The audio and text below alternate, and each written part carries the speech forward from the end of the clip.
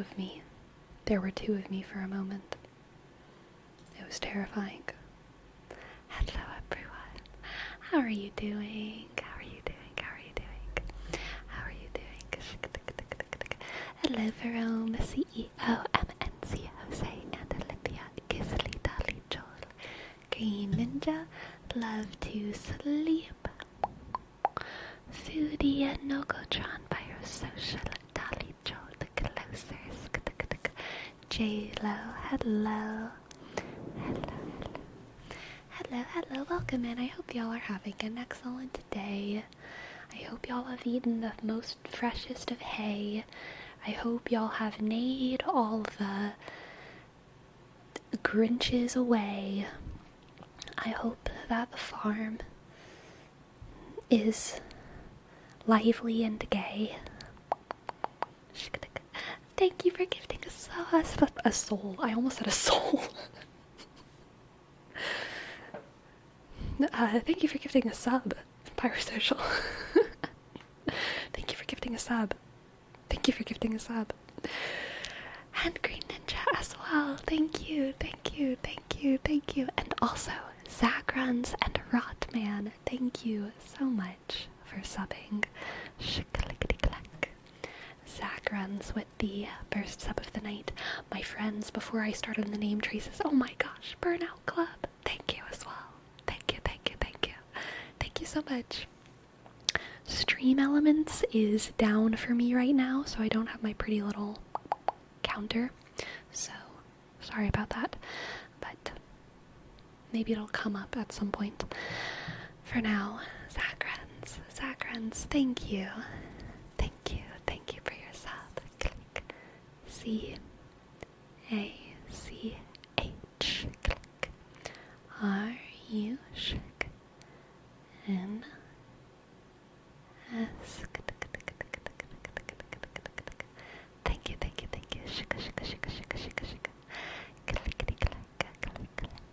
And Rotman 3D, thank you. R O click T click M A N click 3 click D. Thank you, Rotman. And Pyrosocial, thank you so much for gifting a sub. Pyrosocial, thank you. P, click, Y, sk, R, sk, O, S, I, dot, A, sk, L, click, 1. Thank you. Pyrosocial and Green Ninja, shk, G, click, R, sk, E, N, I, dot, N, J, click, A, N, thank you.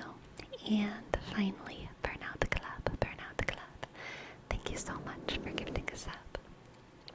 B, U, shk, R, click, N, O, U, shk, T, click, C, L, U, shk, B, shk, underscore.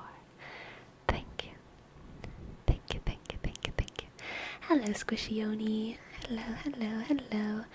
And Freddy with an IE, welcome. Hello, glad to have you. Shaka. Destructicon, I will let you know whenever that thing's done, okay? The screen feels a bit naked without stream elements. I could put Teichichi back. we can always put Teichichi back. I was thinking today about Teichichi. Sour Milker, thank you. Thank you, Sour Milker. S O U click R shk M I dot L K E shk R click. Thank you, Sour Milker. I was thinking about Teichichi tonight, or not tonight. I will think about, I'm sure. I've been thinking about Teichichi a lot lately. They've been on my mind. But I was thinking about Teichichi the other night, and I was thinking about how whenever we do have robot dogs, I think Teichichi should be the first dog that we make as a robot dog companion, or as like a functional robot dog, I don't know, because it's spelled T-E-C-H, y'all. It's not T-E-I, at least to my memory. I think Aunt Olivia spelled it right in the chat. It looks like tech. It's tech. It's a tech dog, so it needs to be pronounced like tech-ichi, and it needs to be a little robot dog, okay? Am I right, or am I right? Am I right, or am I right? Myth, myth, myth. Thank you. Thank you so much for gifting a sub. Click, click. M, sh, Y, click. T, sk, H, click. Underscore. B, 0, sh, click. Alright. I guess we'll get a picture of Teichichi for the stream. For the stream corner.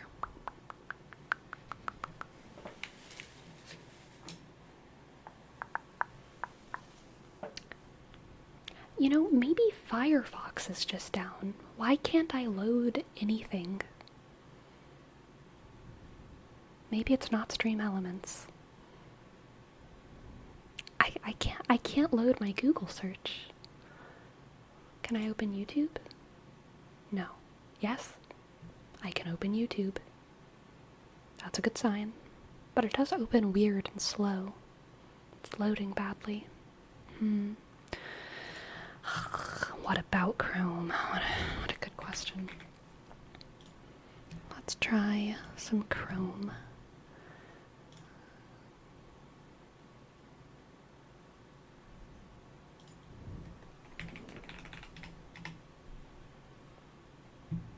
You know, maybe my internet is just really bad.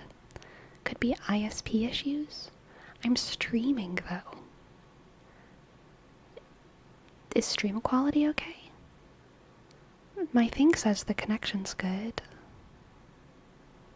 Sleepy, maybe you're not even online. Oh my god. Am I having a moment? Is that why we only see 4 pixels? Stream's looking good? Okay. Maybe Chrome and Firefox are just both down. Maybe I need to try the Windows one. What's it even called? Internet Explorer. What's the new Internet Explorer? Edge. Thank you. Thank you. Let's try Microsoft Edge.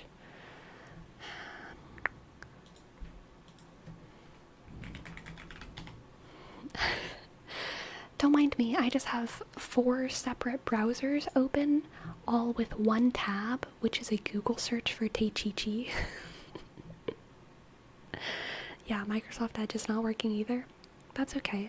I'll just minimize all of these Google search Teichichi windows into my whatever. When your internet starts working, you'll get so many Teichichis. I really will. I really will, it's true. Does your Discord work? Good question. Let me try and open it.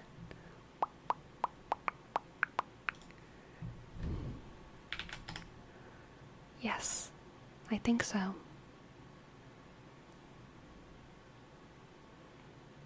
Oh my god. Wait, Destructicon. Okay, that's not a Teichichi. Isn't that just a Chihuahua? I need a Teichichi. I need a real Teichichi. Okay. That's pretty good. That works for me.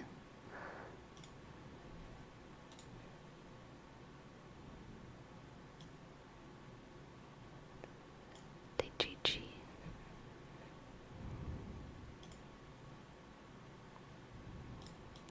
Oh, nope.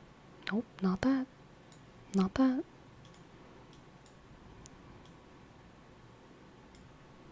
Let's do a little bit of real-time editing here. Shh, relax. It's okay. This is just an ASMR stream. Okay? You're fine. You're doing great. Relax. And stop worrying about it. Okay?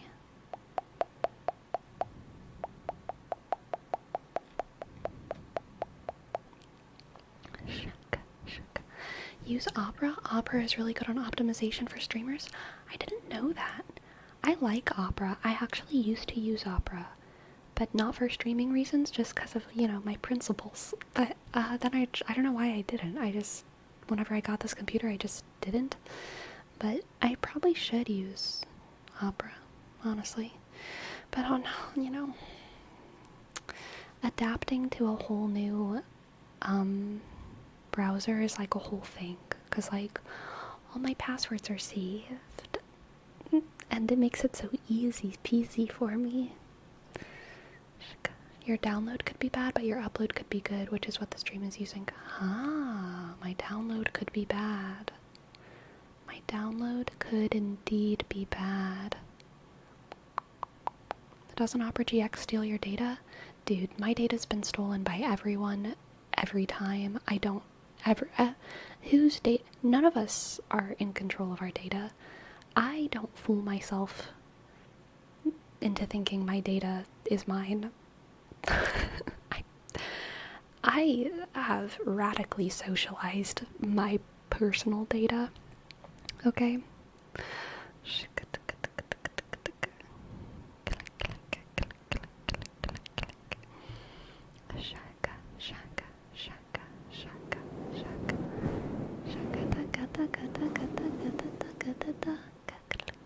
You can export cookies and such. Adapting can be fun. That's true, Grillito.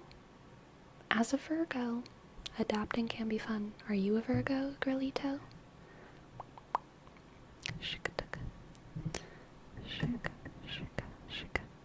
Have you tried Brave? No. Unless you're talking about the movie, in which case I've watched it before. Yes, but I don't think you're talking about that. Nobody has real privacy, LMAO. We sold our privacy and data the second we connected to the internet. Yeah. I agree with that. And you know what? I'm okay with it. Because, like, I have plenty to be ashamed of, but also, like, I'm not, like a TERRORIST. So, like, I don't think anyone cares about the things that I have to be ashamed of.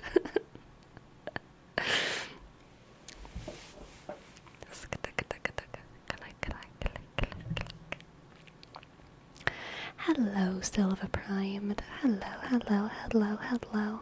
You aren't a torrent? I'm not. I'm not a torrent. I'm not a torrent at all. A tricycle? I like having two legs, personally. I'm a little two-legged Andy over here. Shaka. I think she spelled out walk, or maybe treats. Maybe so. Hello, Aerosanin.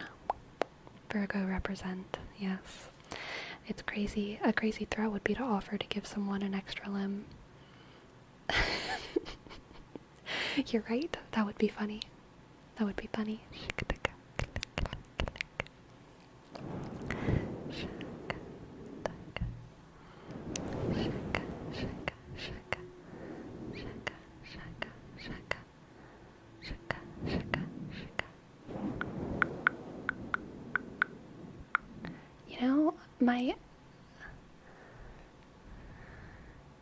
So I have, like, my Twitch open over here, and I have my OBS over here. And because of that, I have two copies of chat, which is convenient for me to have one that's always recent and one that I can scroll on. But I'm definitely positive that it's weird, my browser chat looks different from my OBS chat right now, so there's some funky stuff going on with my internet. Andrew, thank you for your sub. Thank you, thank you, thank you, thank you, thank you, thank you. Thank you, thank you, thank you, thank you. A, click, and shk. D, click, I, shk. E, W, click, M. 1, 1, 8. Thank you, thank you, thank you. Thank you so much. Have you tried turning it off and on again? I'm afraid to refresh my Twitch page because it's working great, and so I kind of just want to leave it exactly like it is. It's looking weird. There's one specific message. Let me see if I can find it again. I'll need to scroll to find it. It's Destructicon's reply. Oh wait, no, it's not that. Okay, this is so weird. Under where Destructicon says, "This better not be true, you aren't a torrent," and then Dolly Joel responds and says, "@Destructicon, well, at least it ain't a password, how obvious." That specific message, Dolly Joel's message, is just formatted really weirdly. Most people, I can show you guys. Most people, this is what chat looks like for me, okay? Are you ready? I'm gonna... Goodbye, Teichichi.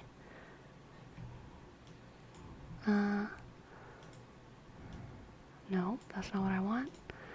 This is what chat, like, should look like for me.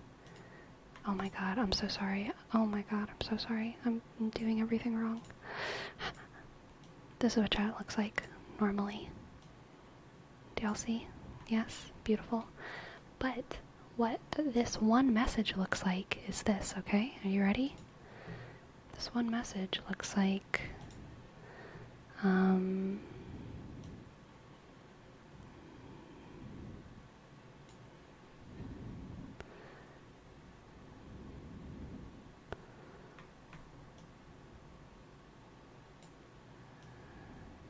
You see this weird, like, 10-month subscriber? Oh, it's the badges. The badges. The badges, instead of being badges, are words. 10-month subscriber, 9-month badge, Burnout Club. Instead of it being a badge, it's like a word. And yeah, there's Dolly Joel's, the first one I noticed. 5-month subscriber, 3-month badge. The badge is just the word. Which is weird. It is very silly. It's very silly and strange. Anyway, we need to get back to what's important. So,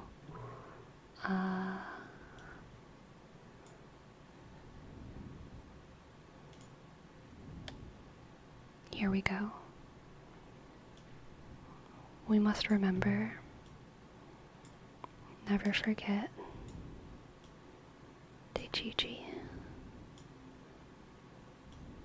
Deichichi.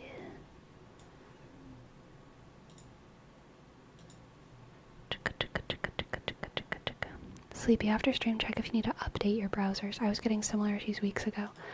Weird. Do all browsers, like, update at the same time? Like, is someone coordinating all that?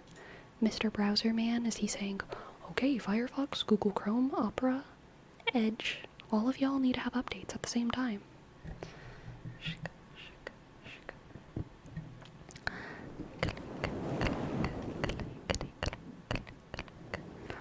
Sleepy must have made the tech god angry. No, no.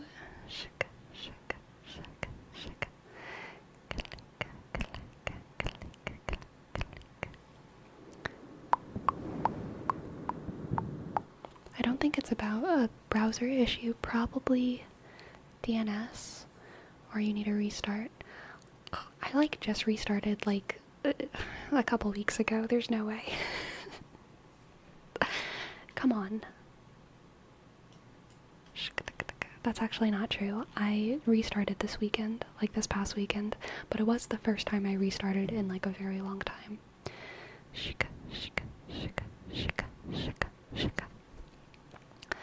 Yeah, the solution there is unplug and plug the router again after a couple seconds. Okay, I can do that. I suppose I can do that. You don't restart every time you finish a Hearthstone game? No, I don't.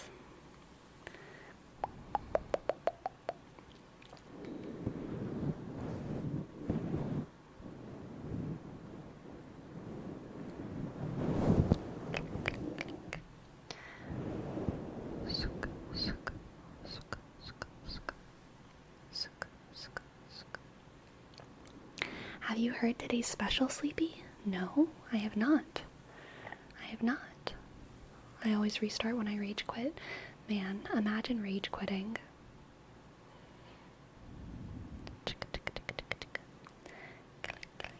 I would think that whenever you rage quit, though, you just like shut down, right? In the meantime, turns out that I need display ports for my new PC, so I'm using only one monitor now. I feel so incomplete. Dang.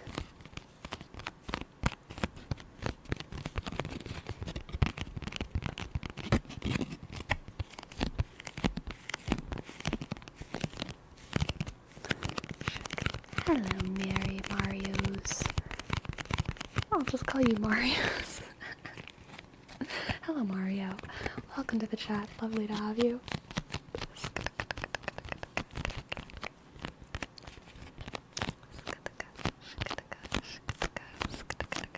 At first I thought it was like Mario Sniper or something.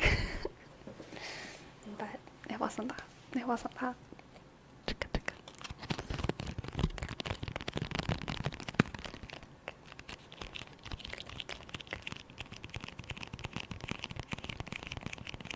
Which card are you tapping? The Six of Swords. The card for travelers, journeyman, escape, adventure, distance.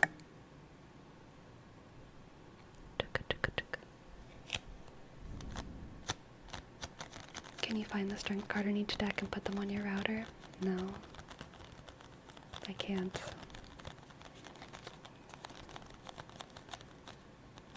I can't.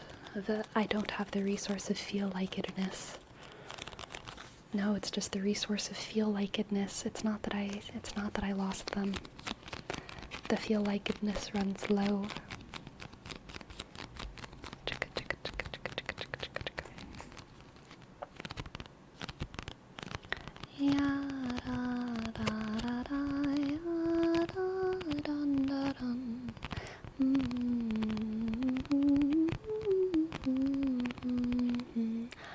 Morpheus Prime, thank you so much. Thank you so much for your tip. I would love to give you a reading. I'm assuming that's what you want. My internet's bad, so it looks like the message didn't show up.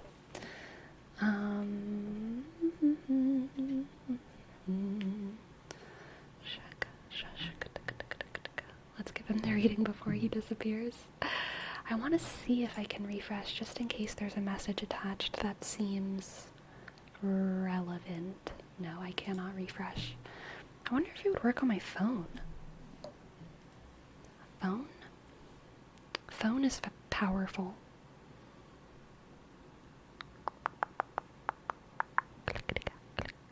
I didn't type a message, my bad, but yes, reading would be great. You got it, Morpheus. You've got it. You've got it. Let's see what the cards have for Morpheus, Morpheus, Morpheus, Morpheus, Morpheus, Morpheus, Morpheus, Morpheus. Morpheus, I'm looking to my left right now and I'm realizing there's a card I left on the table, which means that one it pulled itself for you, okay? So whatever I left on the table is going to be your first card.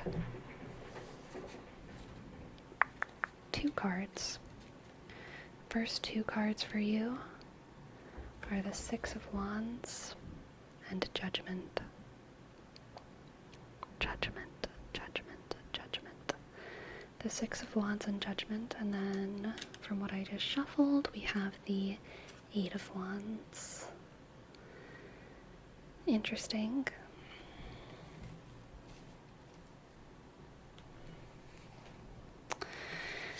Oh, you're gonna need to make a very quick decision. Oh gosh, you're gonna have to make, I think that there's going to be a lot of data, a lot of information that's very rapidly kind of changing and evolving around you.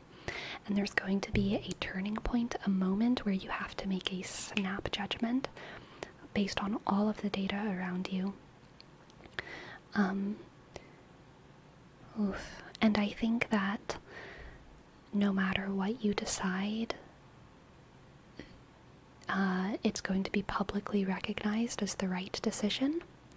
This could either be because you have a lot of power, or it could be because you're just surrounded by a lot of very supportive people who are like, yes, girl, bleach your hair. Like, it could be a very supportive people kind of community, or it could be that you have a lot of power so people really respect your quick decisions. So regardless of what decision you make, it's going to be something that other people applaud and clap for.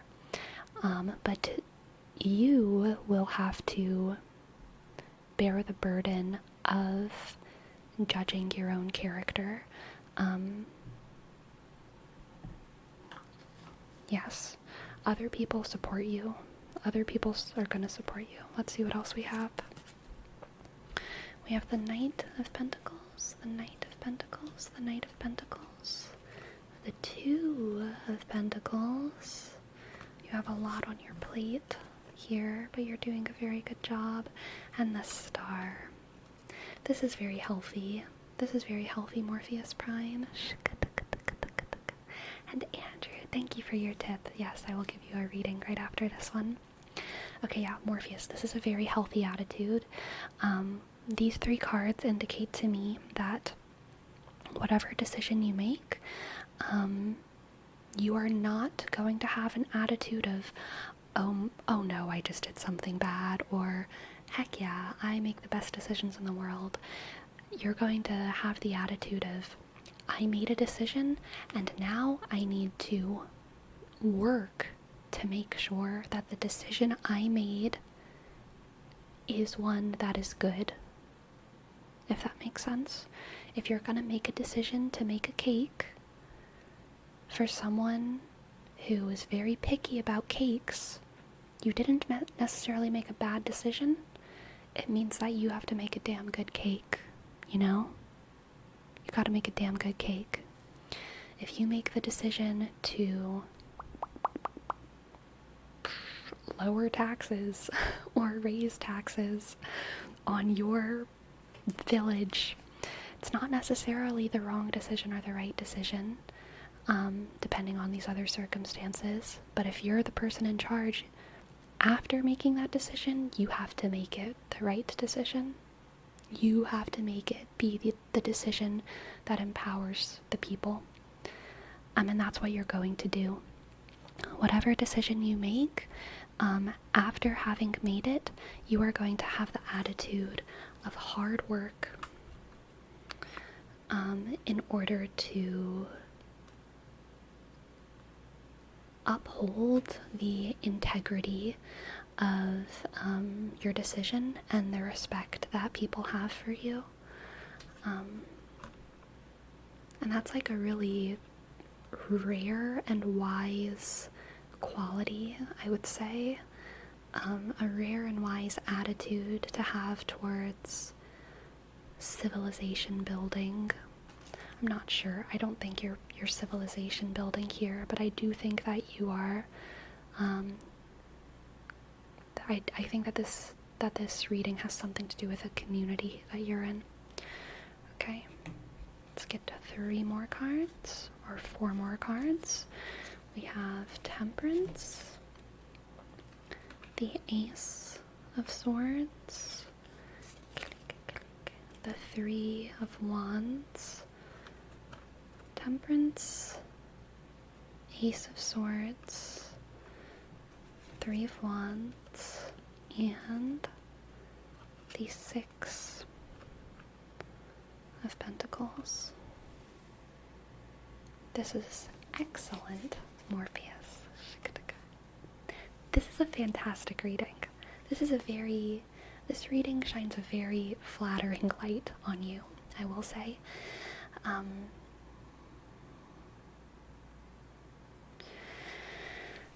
Gosh. I really feel like you're just what your community needs right now. I really feel like you're kind of exactly what your community needs.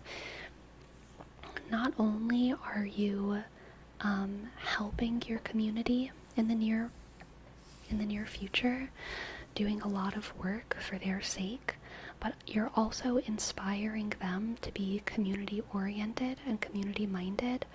You're inspiring them to pitch in, and you're inspiring them with your work ethic and with your charisma, and with your spirit of importance. I think you treat what you do with importance, and I think that inspires people.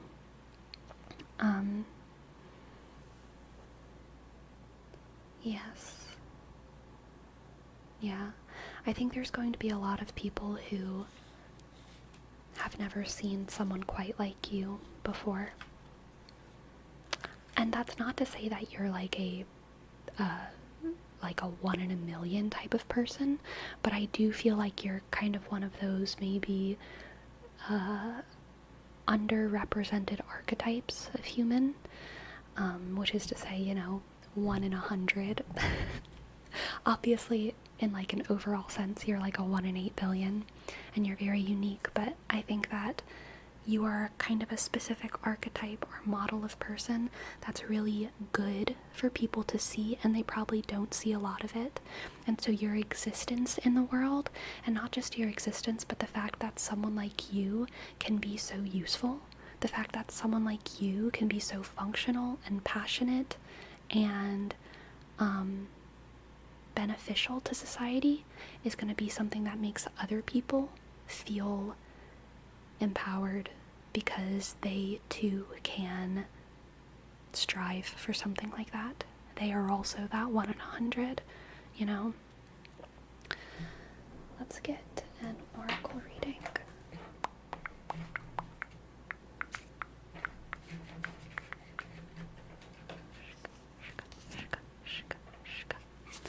I want to use the cloud. The cloud today.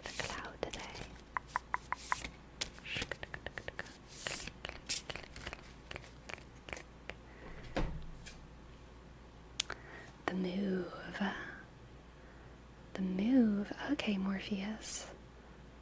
You're making moves. This is the move. I'm really seeing this. I can't not see this as like kind of a reiteration of this judgment. The move as in the decision that you make. The decision that you make.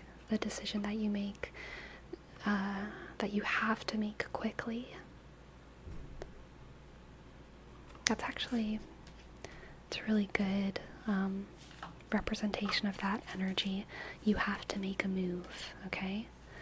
And whatever move you make, it's the right one. However you start that game of chess, there's a way to win. But what's the move gonna be? How do you know? How do you know? You look into your opponent's eyes and you guess. And then you make it a good decision. You make it a good decision after you made it. Alright? Thank you for letting me read for you. I hope that resonated, and I hope that you enjoyed. That was a cool reading. I enjoyed that one. Thank you very much. Thank you very much. Thank you. Shaka, shaka, shaka, shaka, shaka.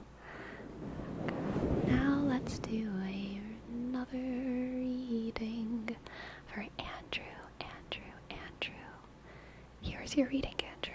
Click, click, click. Click, clack, click, click.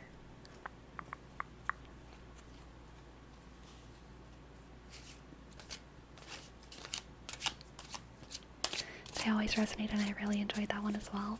Cool, I'm glad.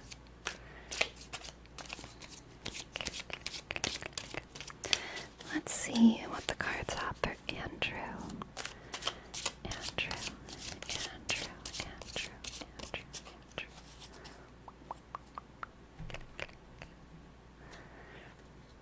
We have the Hermit, Death,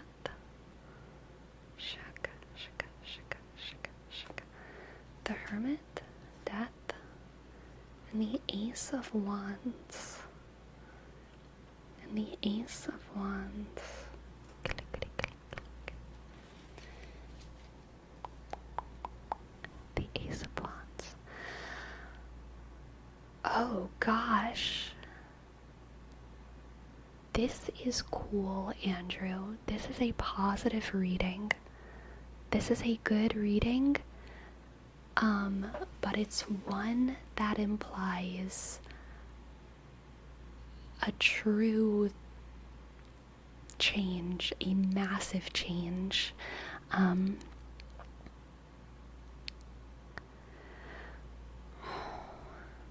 It implies starting over, not because you have to, but because you choose to. Okay? Not because you have to, but because you choose to.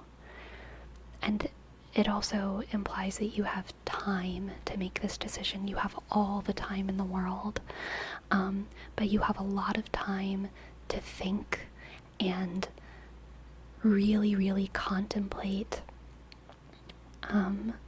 what you're doing and where you are in your journey, in your life journey, and whether or not it's something that you want to do forever.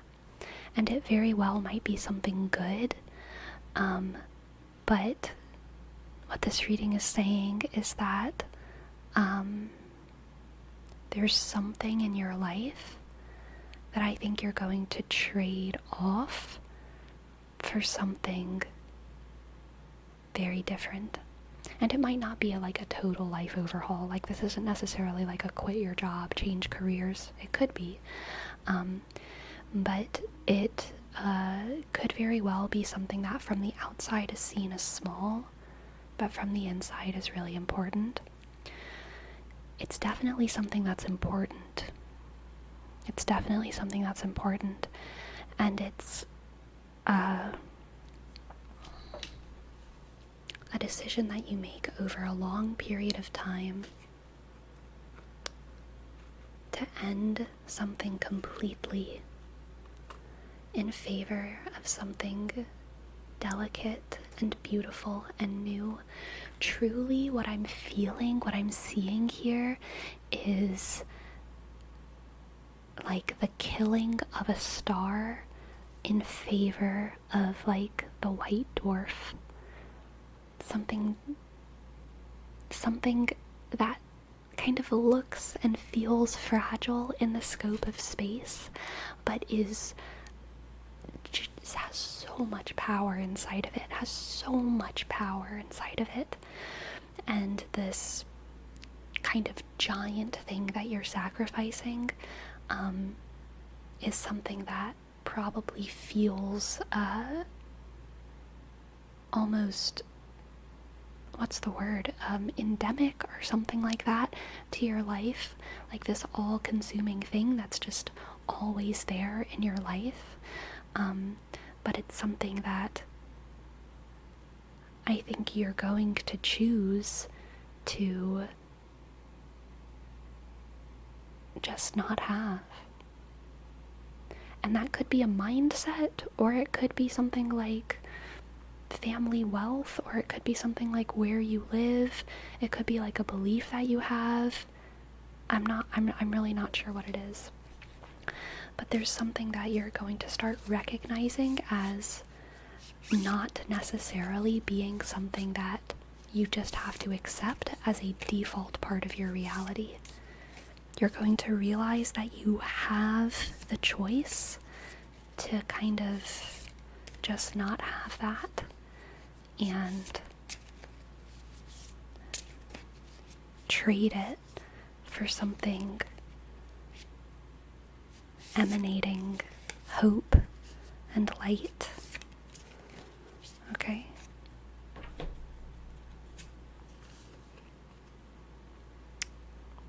The rain, the rain, the rain, the rain, the rain, the rain.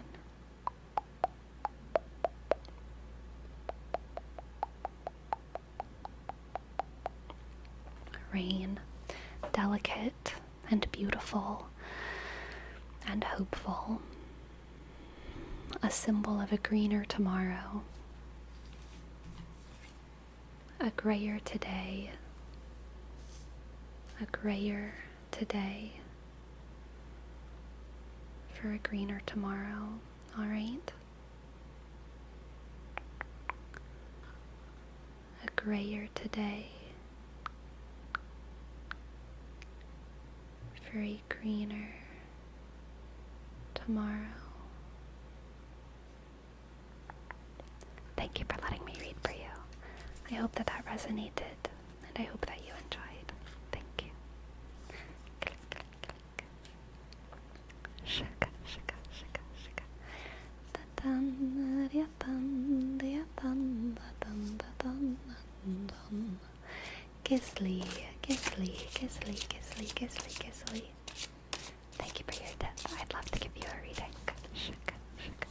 New to Twitch, this is a really cool channel. Didn't know I needed a therapist session, so that was nice. Heck yeah. Shaka, shaka. This is not therapy, but I do totally believe that it can be therapeutic. But it is not therapy. I was a theater major.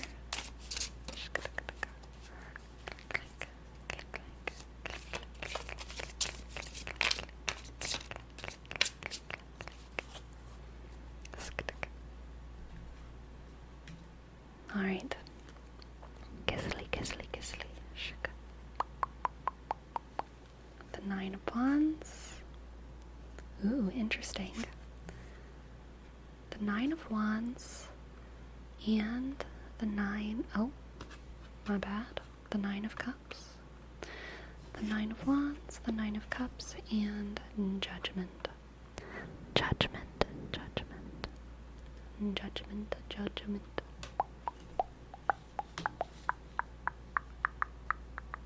Click, clack, click, clack. 9 of Wands and 9 of Cups together is really interesting. Ooh, Gizzly, this is giving me big, like,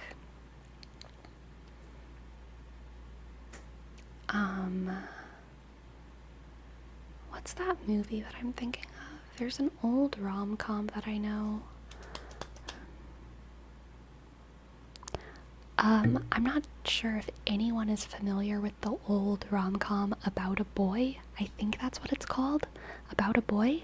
But the very beginning of it starts out with this guy who's like doing well in life, and he's like, I am a man who is an island and I don't need anyone, and he has a lot of money and he has a lot of hobbies and he has a great, comfortable life. But then of course his life changes because he meets a girl. Blah blah blah blah blah, movie goes on.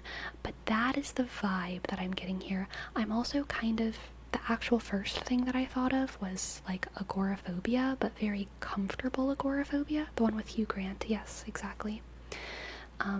And if it's comfortable agoraphobia, it's not actually agoraphobia. Okay, it's very it's a disorder because it causes suffering. But like the kind of person who is very comfortable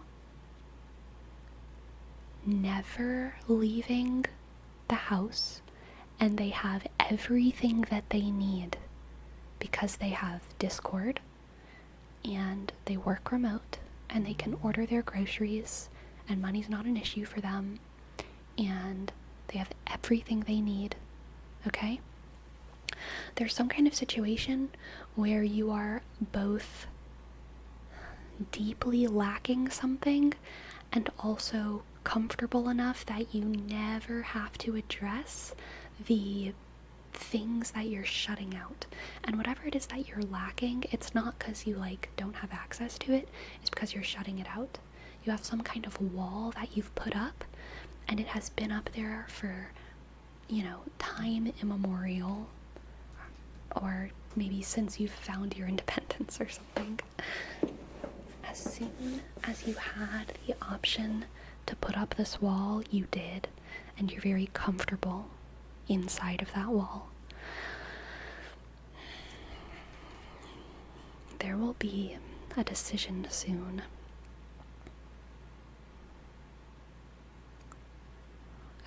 The decision will be made obvious to you soon to perhaps leave that bubble, okay? To perhaps put your walls down. And it's probably gonna be because there's something enticing all of a sudden on the other side. Free ticket to Fiji,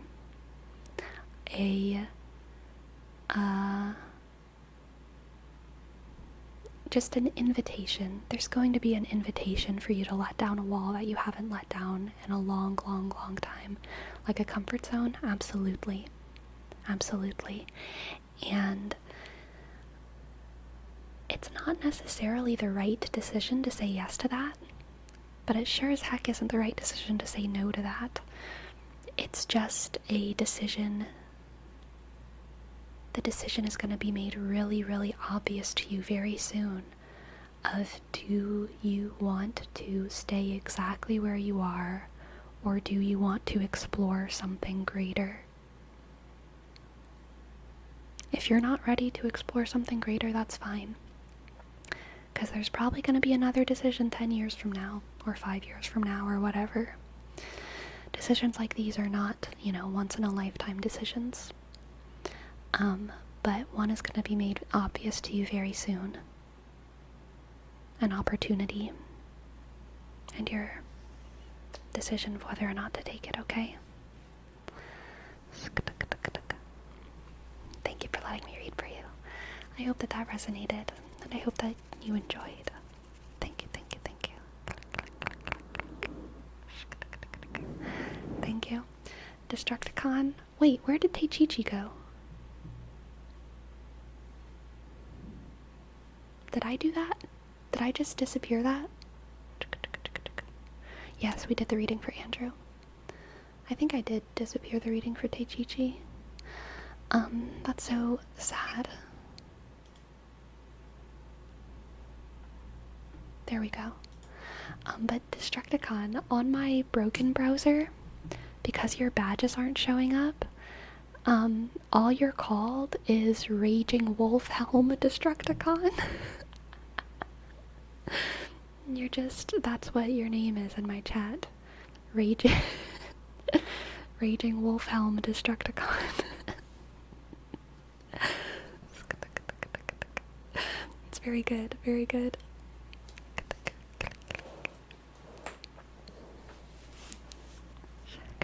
I need my chair to be higher.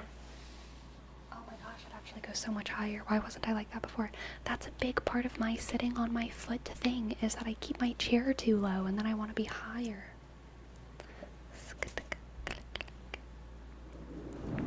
I need to just keep my chair higher. Duh.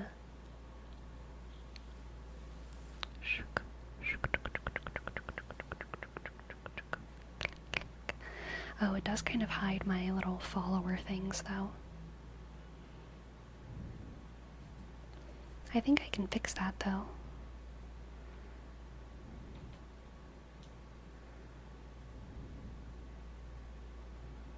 By putting it, right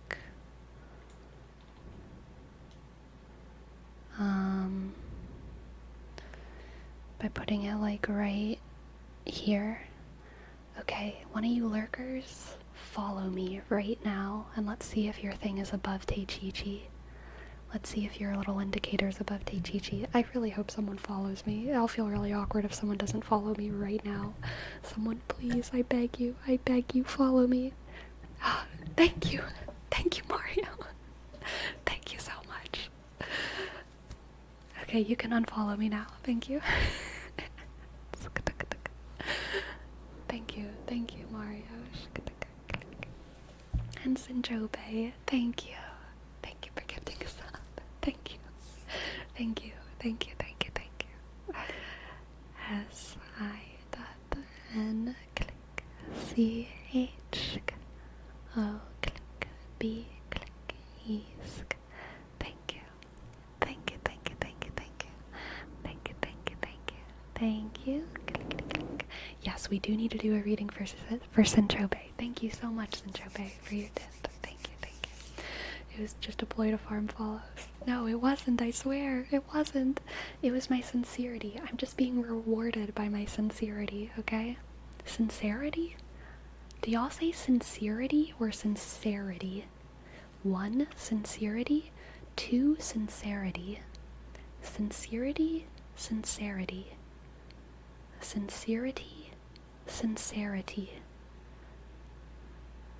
Sincerity. Interesting. We've got a lot of 2s in the chat. Depends on the situation. Interesting. I think we do need to do a poll. Okay. /poll. Oh, poll is already active. Okay. 1 is sincerity. 2 is sincerity. 1 is sincerity. 2 is sincerity. Sincerity. 1 is sincerity. 2 is sincerity. Click. Most people say sincerity. So do you say it the wrong way or the right way? It looks like I say it the wrong way. Click. Sincerity. I think I usually say the second option, but I feel like I've said the first option too. Say it with an accent. What accent? Sincerity 1. Sincerity. Click. I think 2 is right, but 1 is the way to say sincere. Exactly. I don't think I've ever said the word to BH. Dang, that's fair. Very sincere of you. I appreciate your sincerity.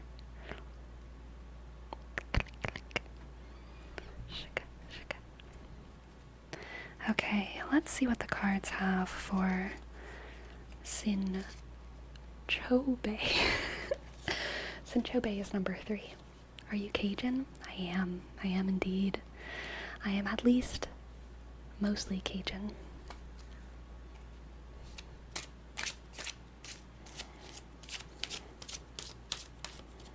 I am genetically half Cajun and culturally Cajun.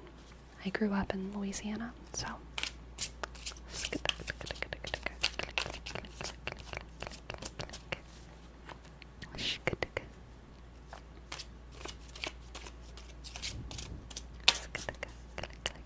But is the heat death of the universe hot or cold? To be quite sincere, I do not know.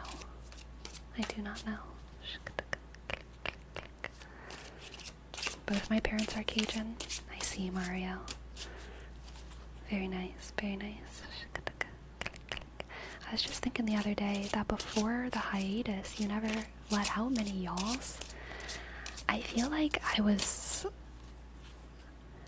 Well, I mean, I used to be much more private about everything in my life, location included. So I think I very much deliberately would, like, try not to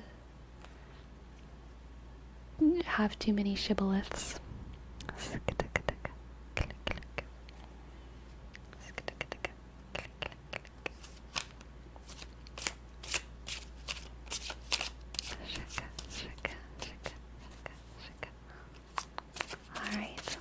see what the cards have for Sinchobe.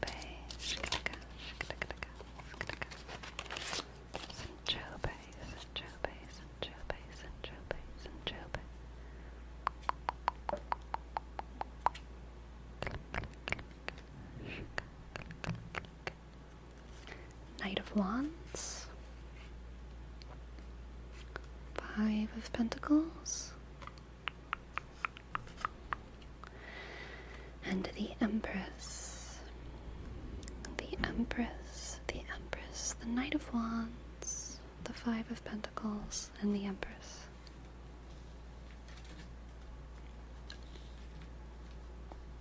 Interesting.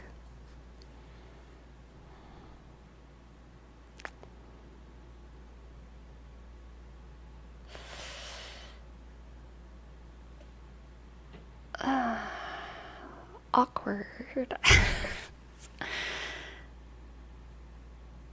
Sinchobe, I think that someone who is not in your league is going to, what's the word? Like, I don't know if they're actually gonna hit on you, but I think that they're gonna, like, present themselves to you, if you will. And you gotta reject them. It's gonna be awkward. It's gonna be awkward. I think it's like a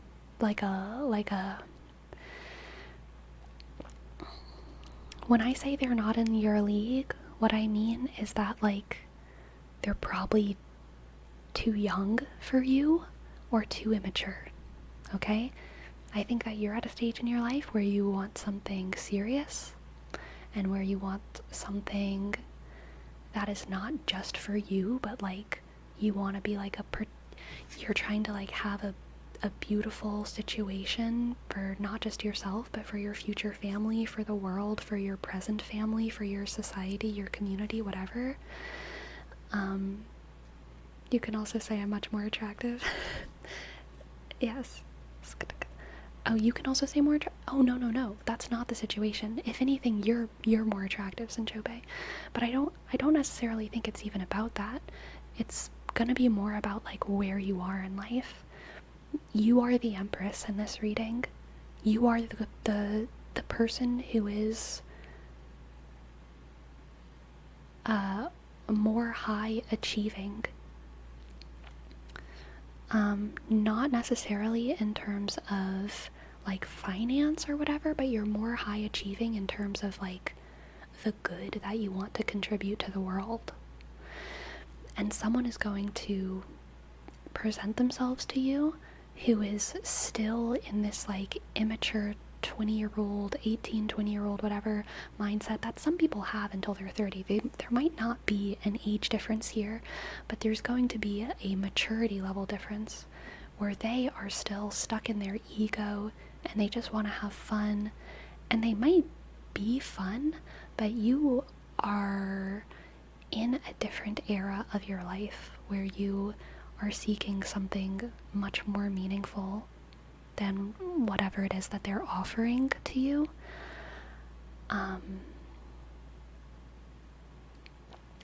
And I think that you are going to have to bear the burden of being one of the oh god, I'm so sorry, Sinchobe.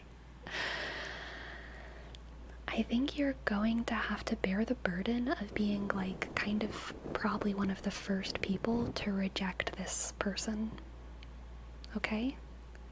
Because I think they are used to getting what they want.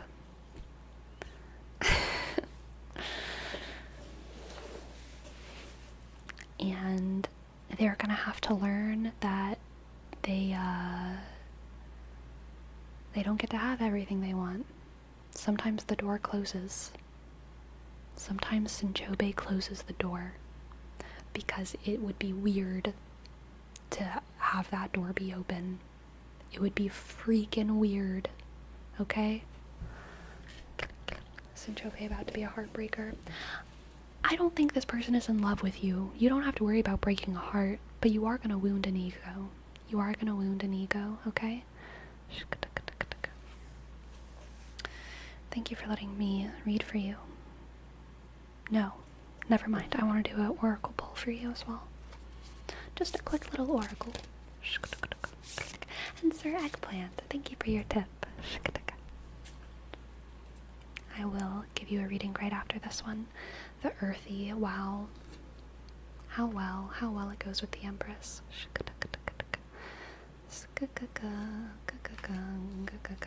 You gotta stay grounded, Sinjobe. Ground yourself in reality. Ground yourself. I know it's hard to ground yourself when you're a Pisces, but I believe in you. I believe in you. I believe that fish can be on the ground, because then they become cows. And that's beautiful. It's evolution.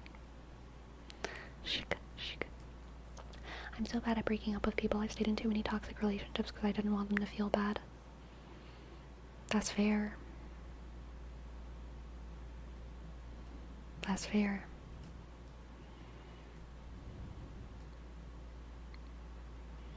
The other part of the tip is if my friend is ever in here. Aww. Thank you. Thank you, thank you, thank you. Sleepy, are you outside of your 1820 peeps era? Dude, I don't know if I was ever in that era, to be honest. I mean,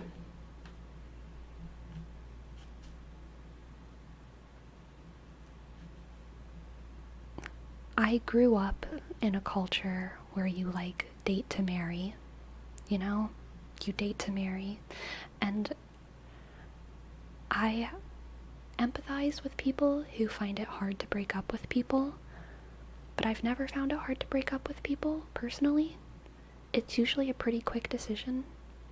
It's usually like, oh, I'm not gonna marry you. Oh, I should break up with you. And it usually happens pretty fast. This is probably part of why I haven't had very many, like, long-term serious relationships. But I do feel like I've had a lot of short-term relationships where it's just been like, I'm figuring out who someone is for a couple weeks, and then I realize I don't want to be with them, so I stop. But I'm also definitely not like a dater. Like, I don't like date around, really, you know what I mean? So it's like, I feel like whenever I was in my, like, 1820s, I had kind of a series of, like, 1 month-ish relationship. I mean, I don't know, like, whatever's. And then it was always just like, yeah, I'm not gonna marry you. I also don't even know, like, I don't know. We don't need to get into all of it, but, like, I don't find, I never did stuff anything super casually, I would say. That's my answer. I feel like that era was really short-lived for me. I experienced it when I was too young, so I got tired of it quickly. Right.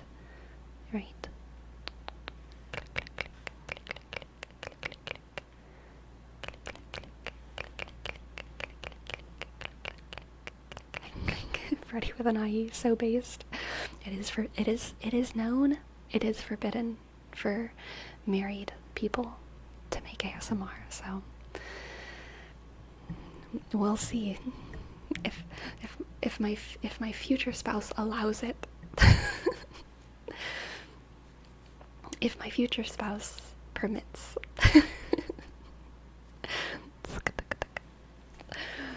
All right.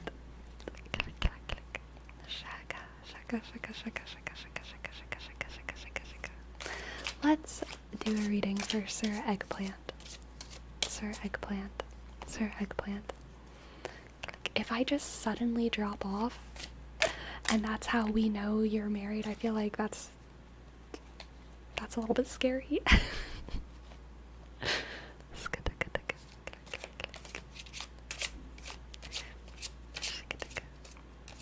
Girl with no boundaries gets boundaries forever. I love it. That's hilarious.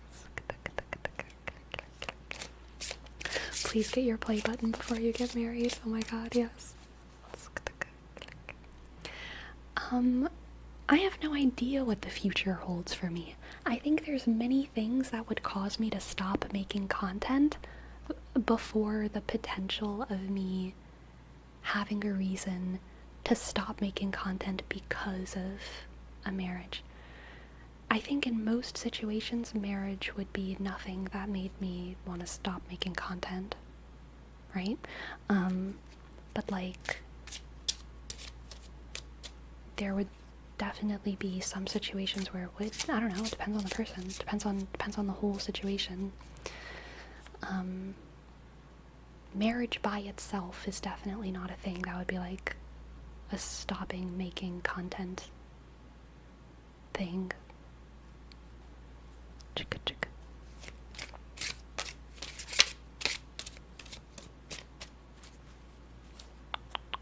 I'd say if anything, life situations that might come up with a marriage would be more likely to have making you stop. Yeah, exactly. Exactly, From.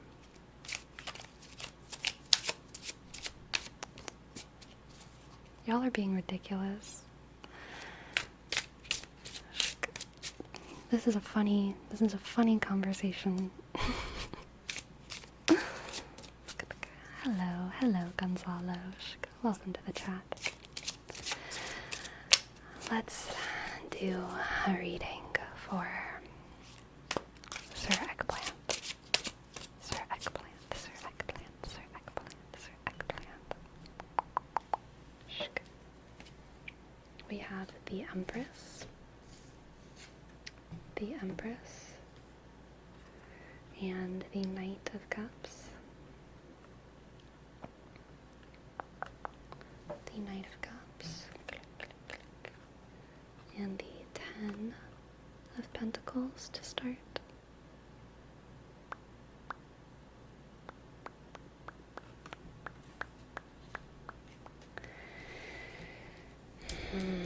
The Empress, the Knight of Cups, and the 10 of Pentacles. Shika, shika, shika, shika, shika.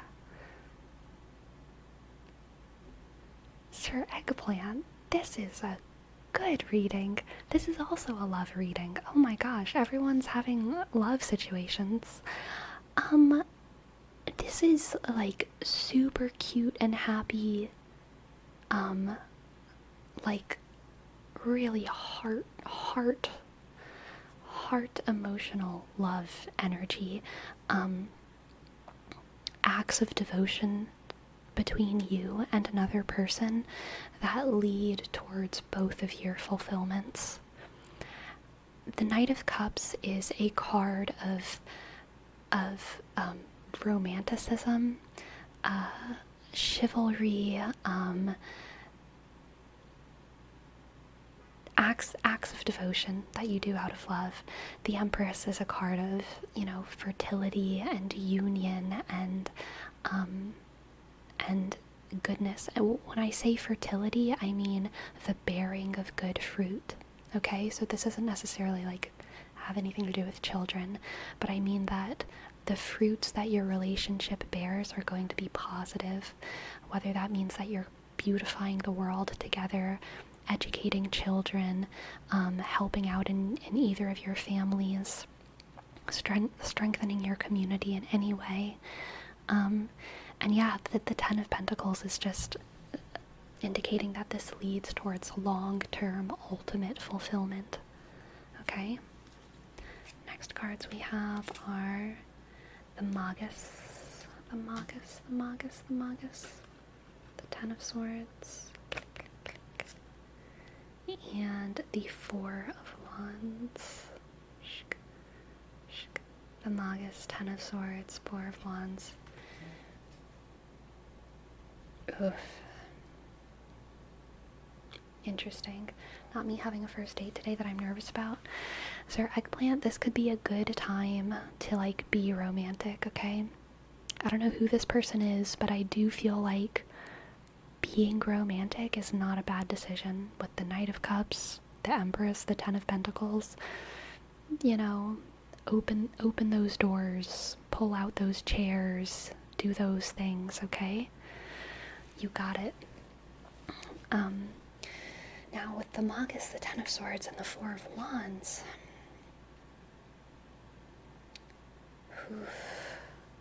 I'm seeing some serious growth in the scope of this relationship. Either, probably for you or for you and someone else. I don't want to say all of this, put all this weight on like a first date, right? This could be having to do with today's date, or today's date? It is today. Dang, exciting. It could have to do with today's date, but it probably more has to do with just like your your near future in relationships, right? I think you're going to be laying to rest some toxic parts of yourself. And it's going to feel like a relief because you're going to learn lessons soon about parts of yourself that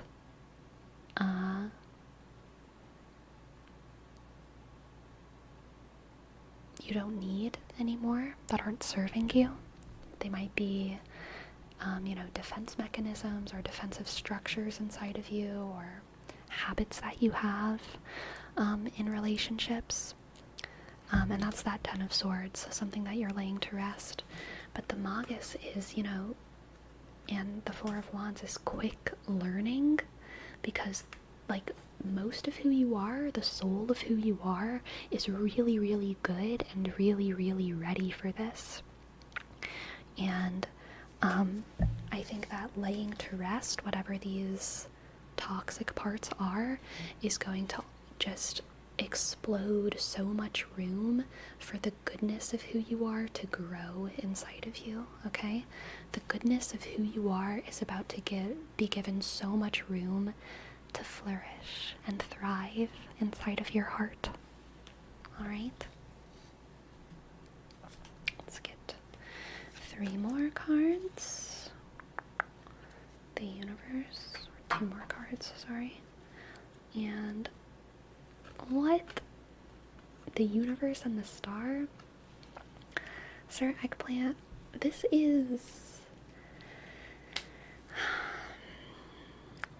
bodes well, okay?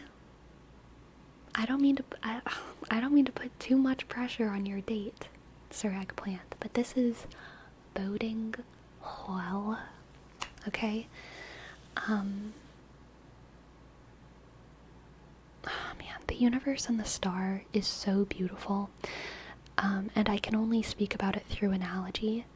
The universe and the star is realizing that you have the power and freedom for endless exploration and opportunity. It's infinite what you have the power to do.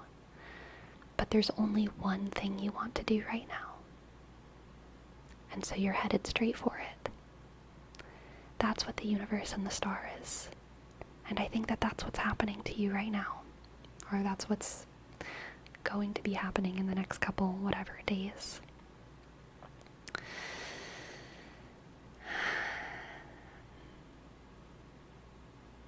You can do anything that you want. But there's one bright star in the midst of space that has all your attention.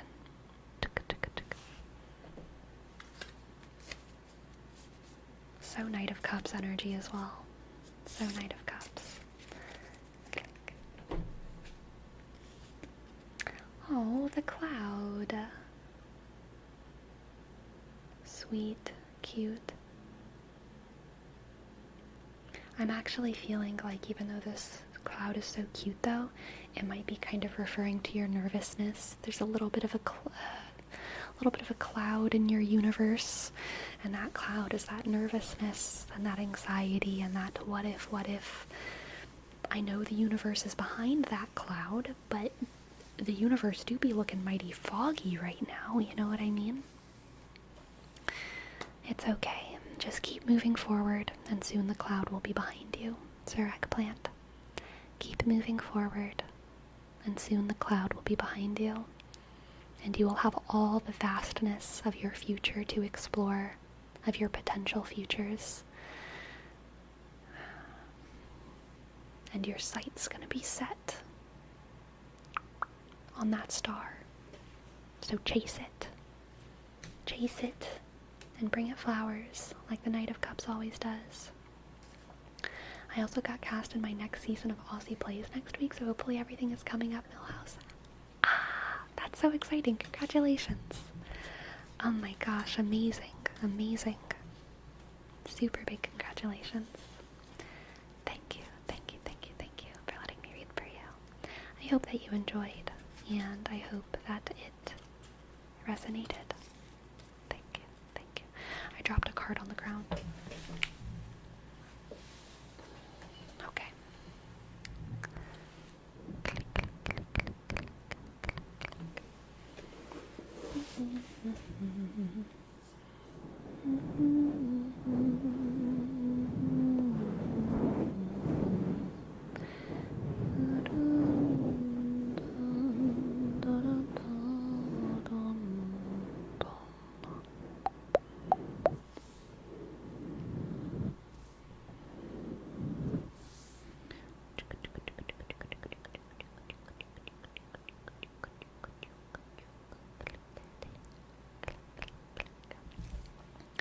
I think I need to watch House of the Dragon because completely out of left field, a stranger started talking to me about House of the Dragon today.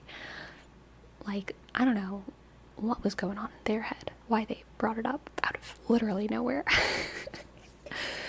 But yesterday on stream, I asked stream kind of out of nowhere if I should watch House of the Dragon. And then today, that felt like an omen. That felt like a sign. I was like, okay, I guess I have to watch House of the Dragon.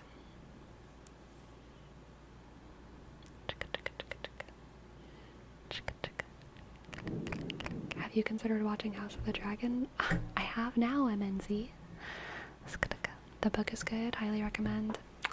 Dude, you know what book is good? Empire of Storms. You know what book is good?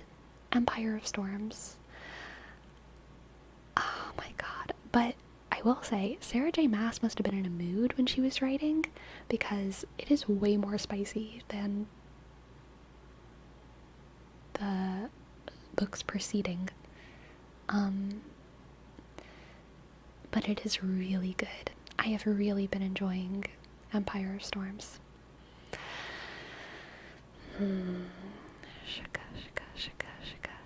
Dude, the start of it was spicy right off the bat with Rowan. Yeah, I guess, but I'm in the middle of it now, and it's crazy. It's crazy levels of spice. Just wait until you get the oh, I think I have the beach one, the beach time. I saw the beach time. Spicier than Akatar.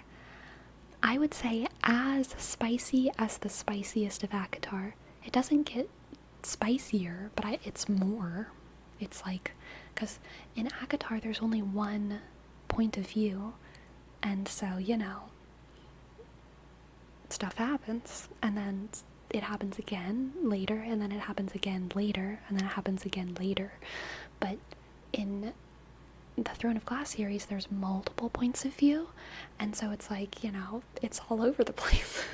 It's like you take a break from one character, and then another character's doing it with someone else, and then they're off like fighting a war and blah blah blah blah blah, and then you switch point of view. It's just like a lot, but it's not spicier in the sense that it's like more lewd or anything. Same levels of lewdness, but more characters, for sure. Shook. Man, you guys are having strange encounters. I just keep having evangelists corner me in public restrooms to get me to convert to their church. Somehow they just smell the LGBT on me. Girl, I feel that. I kind of wish that people tried to convert me more. I don't think they smell it enough on me. I go under their sniff sense. And sometimes I wish. No one's ever trying to convert me to Christianity. They don't understand what a heretic I am. Click, click, click, click, click. What would be the odds? What would the odds be of a reading? I got one about 3 months ago and I want to see what's ahead for me if possible. I do readings for the Ko-fi tips. Did I miss one? Was there one? I might have missed one. My internet's bad right now. Aren't you Catholic? I am Catholic and I am Christian, but I don't need to be converted in the sense that I don't have faith, but sometimes I just feel left out. I just feel left out, you know? And I want to just fangirl about Jesus with people sometimes. But it's just hard. Sleepy's getting FOMO, yeah. I am.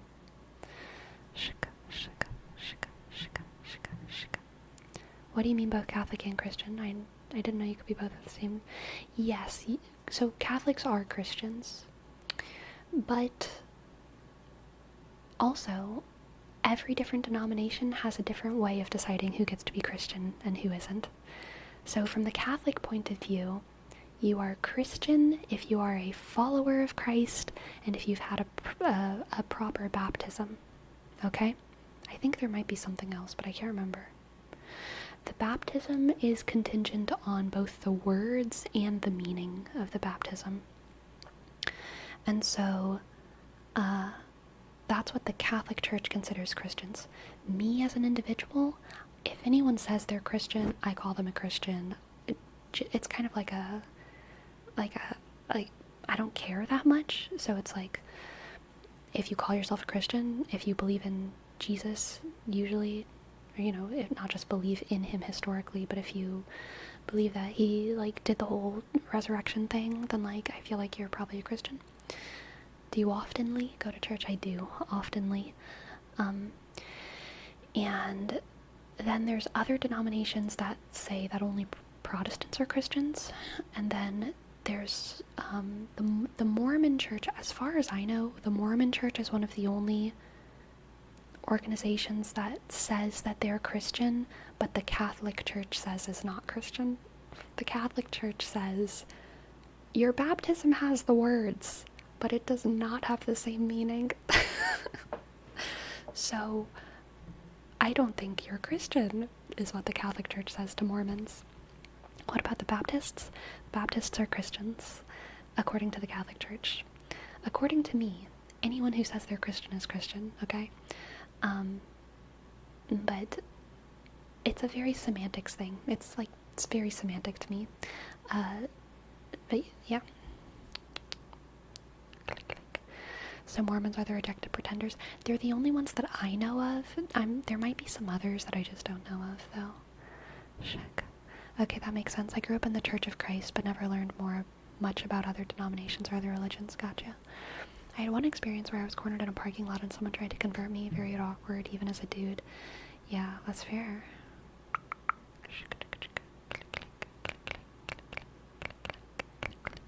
So you are on this council, but we do not grant you the rank of master.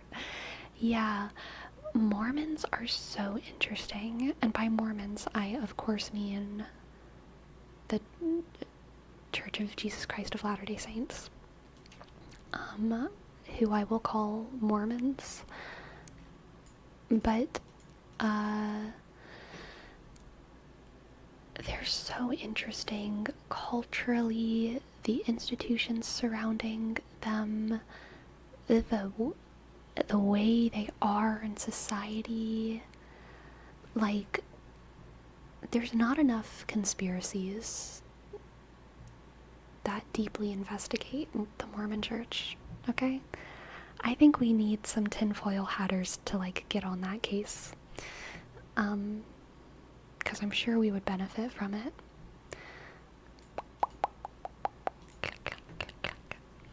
And a lot of the stuff that the Mormon Church does, I actually really like. I feel like even though they're super sus sometimes, with their money and their cultural influence, I don't always think it's negative. Like, they do really good by their people. The Mormon Church, I think, really protects Mormons. And I like that for the Mormons. Okay? They have like a really pretty town in Utah. And it's a really pretty town with a really good university and a really good library.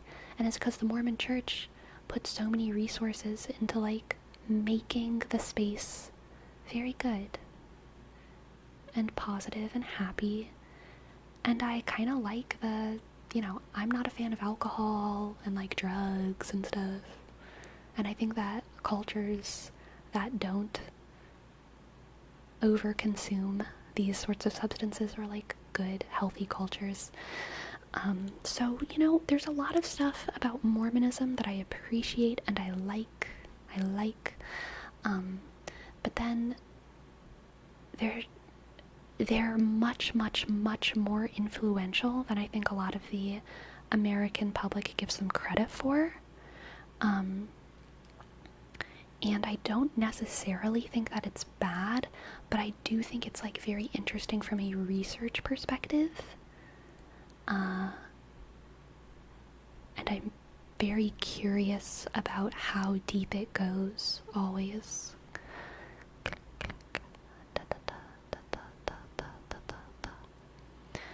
I saw a thing that said most churches nowadays in America fail the test used to determine if something is a cult, and I forgot what it was called. Dude, I don't care about cults, or like, it's all semantic.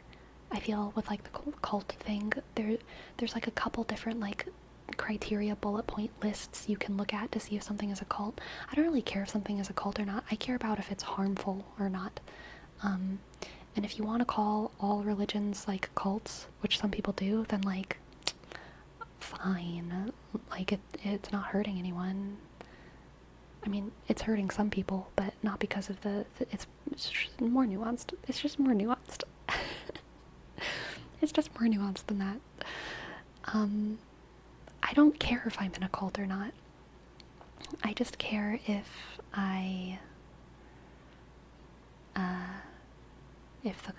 if my being in a cult bears good fruit or not.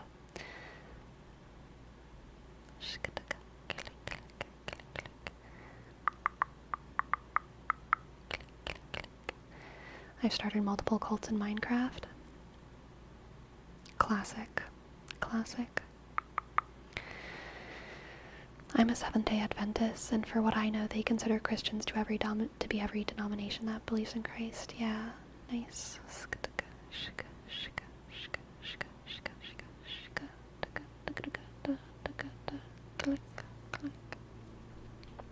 I grew up in Unity, but I wish there was more support for people transitioning from the youth program to the adult church. That's interesting. I don't know much about Unity. I've heard of it, but I don't know much about it.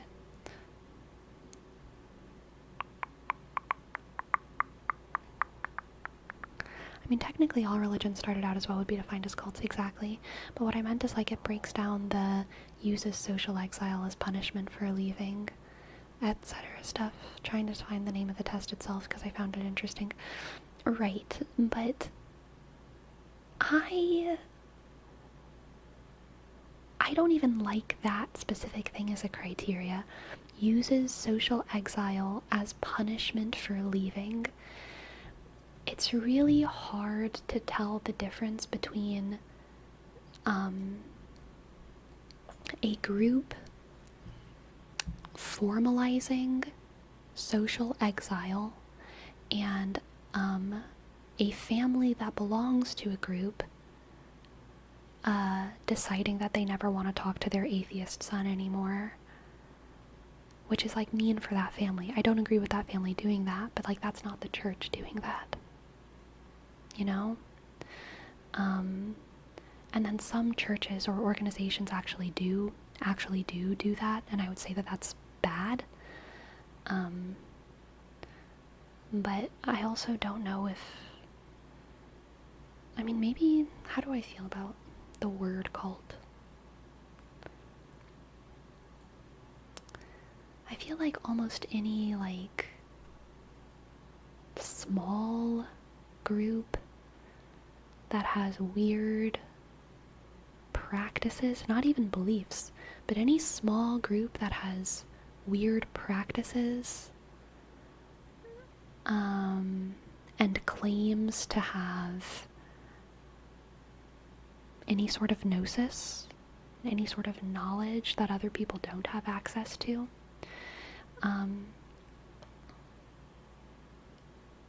is often kind of considered a cult. And there are many groups like that that are bad, but there are many groups like that that are neutral. And there are also many groups like that that I think are good. And I don't really see cults as anything different from something like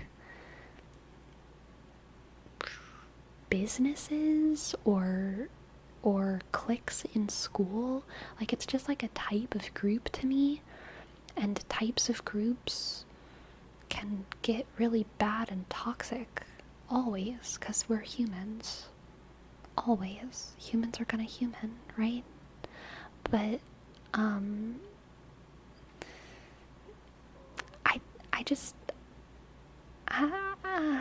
I feel like if you're calling something a cult, you should be calling it more specific. I feel like when you're calling something a cult, you're usually insulting it or criticizing it in a negative way, and you're not criticizing it for what you should criticize it for. What you should criticize it for is, like, you're exploiting people in this specific way. That's what you should say, instead of saying cult. Does that make sense? I feel like it's like calling someone like or calling something a cult is like calling something foreign. It's like, that's not a critique. Say something specific.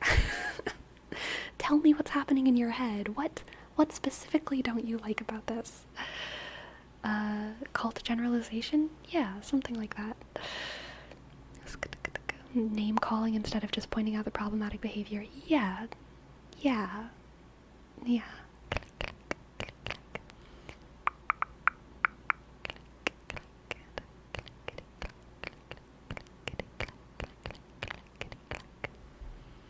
Ad hominem attacks instead of attacking the argument, but for groups, yeah. Totally, that's like a good way to say it, yeah. Can you think of a cult that could be thought about in a good light? If it's something that everyone agrees is a cult, it's probably bad. But not because it's a cult. For something else. Because like Jam said, most modern day religions can be considered cults, right? So we could consider Mormonism a cult, we could consider Jehovah's Witness a cult. I think Jehovah's Witness is pretty widely considered cultish. We could consider Catholicism a cult. We could consider little coven-y witch girl groups who also knit and have book club a cult. We could consider Freemasons a cult. We could consider CrossFit a cult. We can consider all kinds of things cults.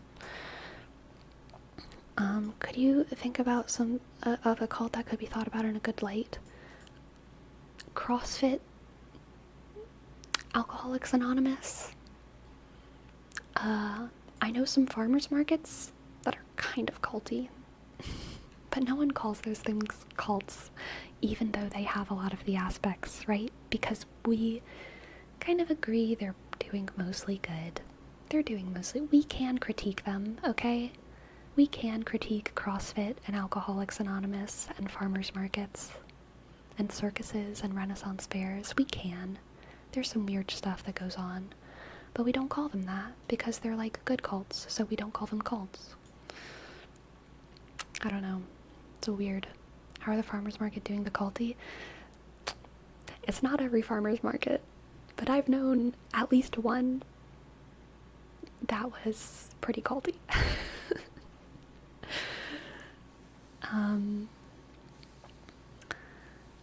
Yeah. It was kind of like an eternal farmers market. a farmer's market of the universe, a farmer's market at a tournament. They had like a building, and it was considered a farmer's market, but they were kind of open like a grocery store. And I don't want to say who they were, because I don't want to out them. They're innocent. They're just doing their thing, okay? But one of my friends had worked there for a while, and they just told me lots of stories. And I shopped there a lot for a while as well. This was when I was in Louisiana, and I could tell.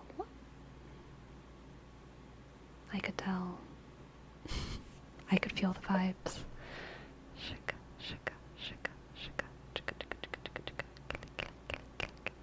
Dungeons and Dragons is a cult. A bunch of social outcasts go to the leaders of the house and enter their dungeon every day and do their tasks for their master while looking upon dice to do divination. So true. So true.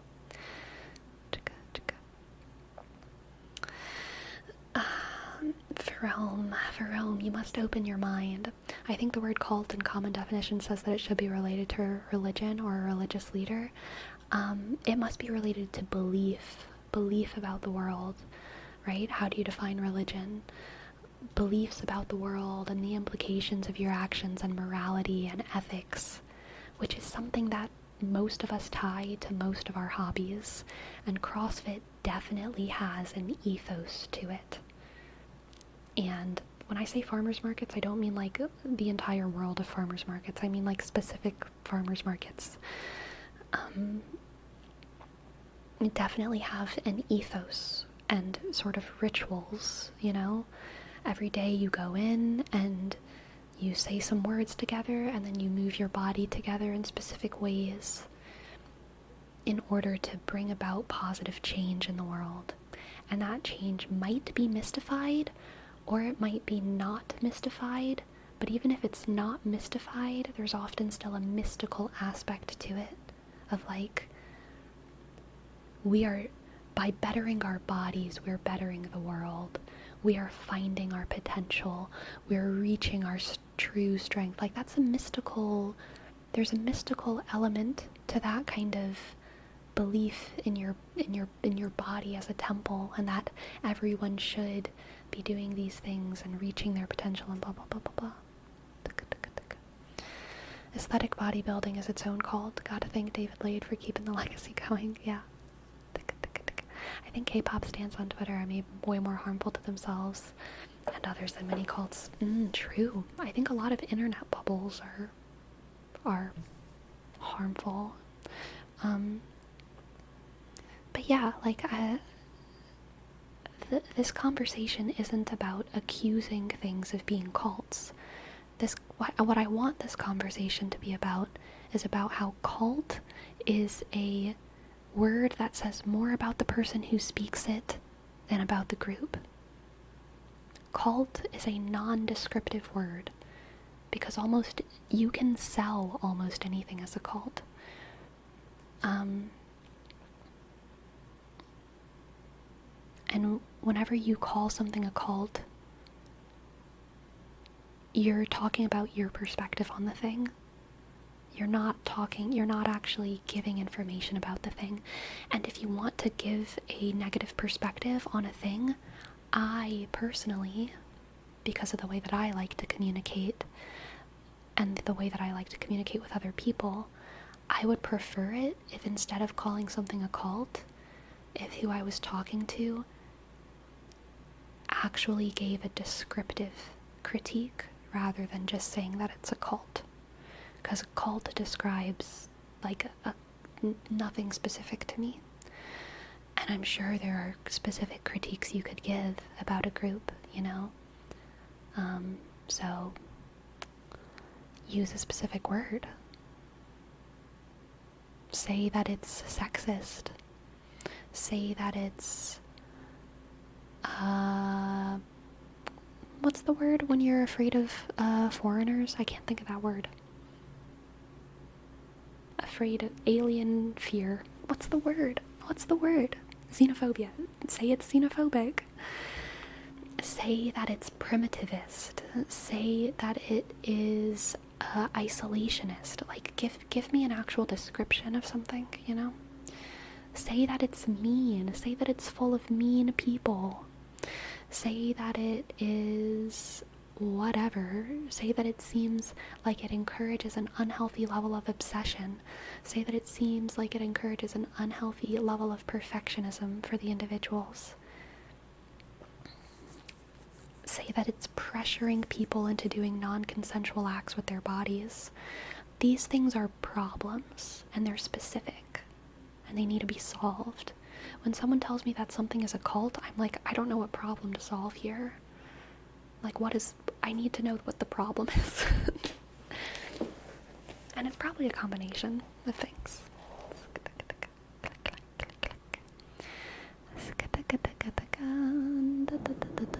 I actually read a paper in college from the perspective of former cult members. That's cool, Xerasteria.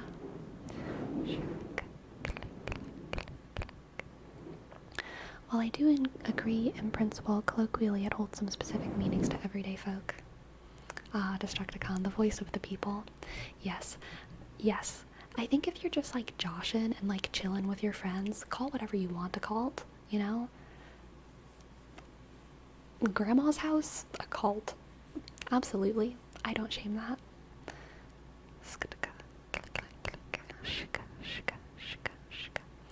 There are some types of behavior that can only be described as cultish. Dude, the way I eat my cantaloupes is a little bit cultish.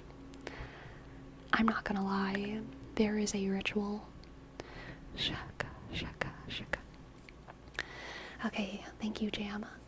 I don't know what definition this comes from, but I am still interested.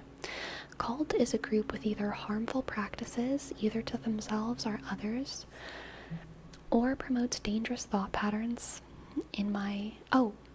This is your definition. Okay. Now it's operative. Okay. Such as people who will use essential oils instead of medicine vaccines for their children because the group in their Facebook told them to, and their child is now suffering unnecessarily, as an example. Okay. That's valid. Cult is an umbrella term. Yeah.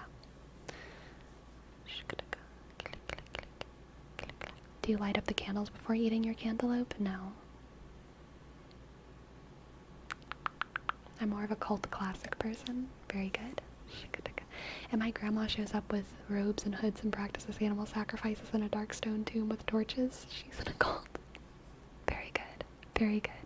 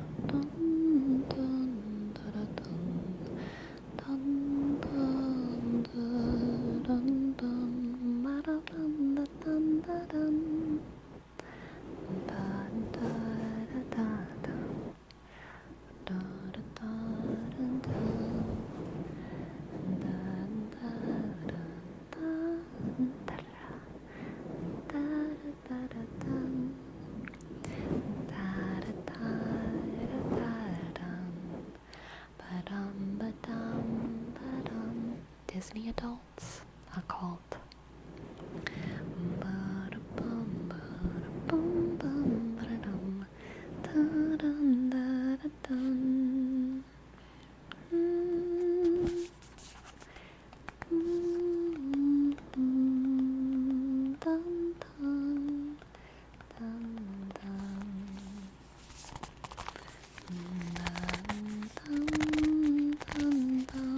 It's still running, Destructicon.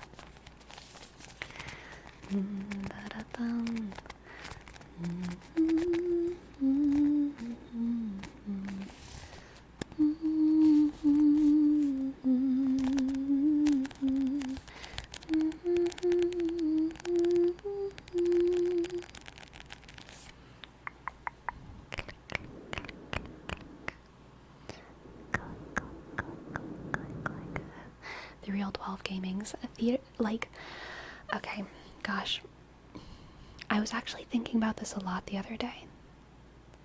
I want to take this out of cult land and start taking it into something a little bit more broad, alright? I think generally completely disorganized groups,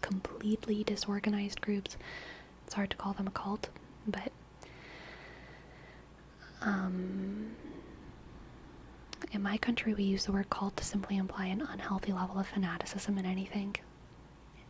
I at least like that that's specific, Singer. I kind of like that because at least it's specific. That way I'm definitely in the cantaloupe cult, because I do have perhaps an unhealthy level of fanaticism about cantaloupes and apples. I pray for the day that I meet someone who's as much of an apple nerd as I am, okay?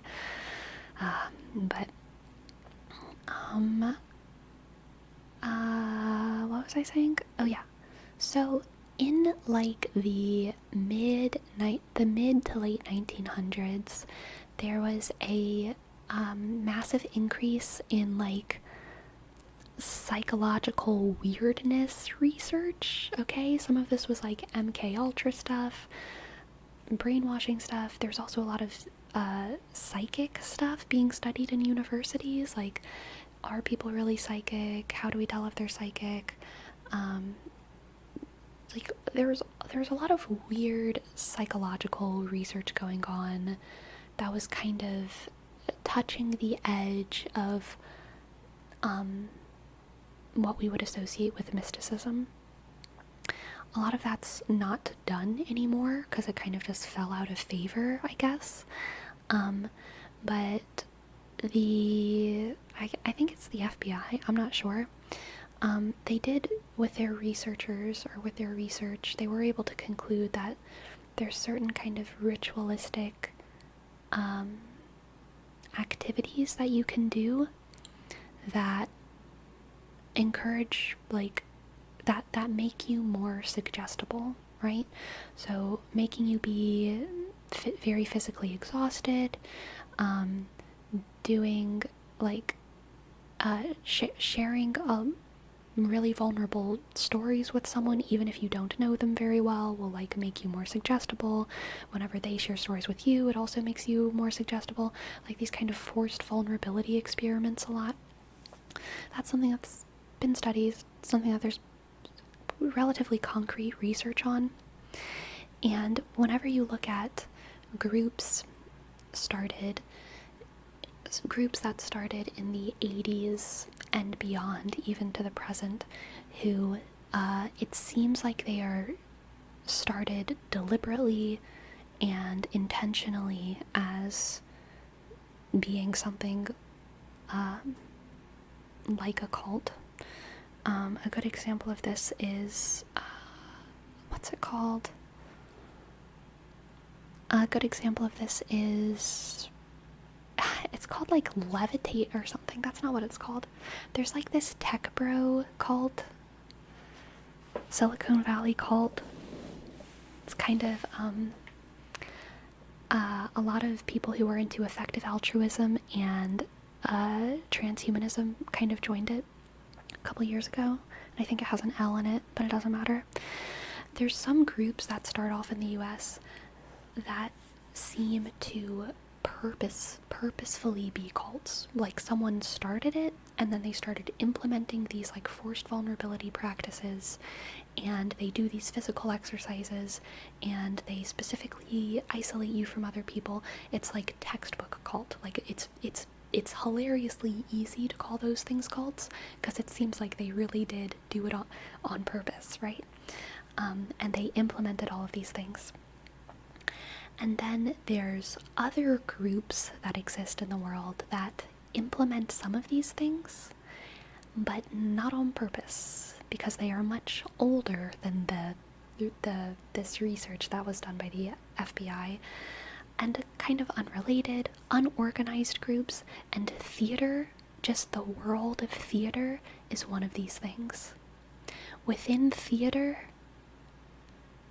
dating back to as soon as kind of theater education in any formal way started to be practiced in the West. So like old like Russian theater, old like region of Germany, region of Italy, France, UK, United States, old theater. Whenever theater education started to be formalized, these practices were implemented. Forced vulnerability practices, doing weird things with your body, exhausting yourself, telling a sad story, laying down on the floor, rolling around on the floor like a baby, and like mimicking your rise to adulthood. Weird ass theater practices that you can find in acting textbooks dating back to like the mid 1800s, probably even before that, but that's the oldest ones I can think of. And obviously they were onto something. They were onto something because those things help to make you a better actor, because they kind of liberate you from your reality in a way. And there's some kind of connection here, and I haven't totally put it together with the best words yet in my head. Are they still practiced today to some extent? Yes. Oh yes. In like I did these, starting from my first interactions with theater. I mean, theater warm-ups. Theater warm-ups are doing weird physical rituals with your body with other people. And you make a lot of weird sounds. The weird sounds by themselves are a form of forced vulnerability.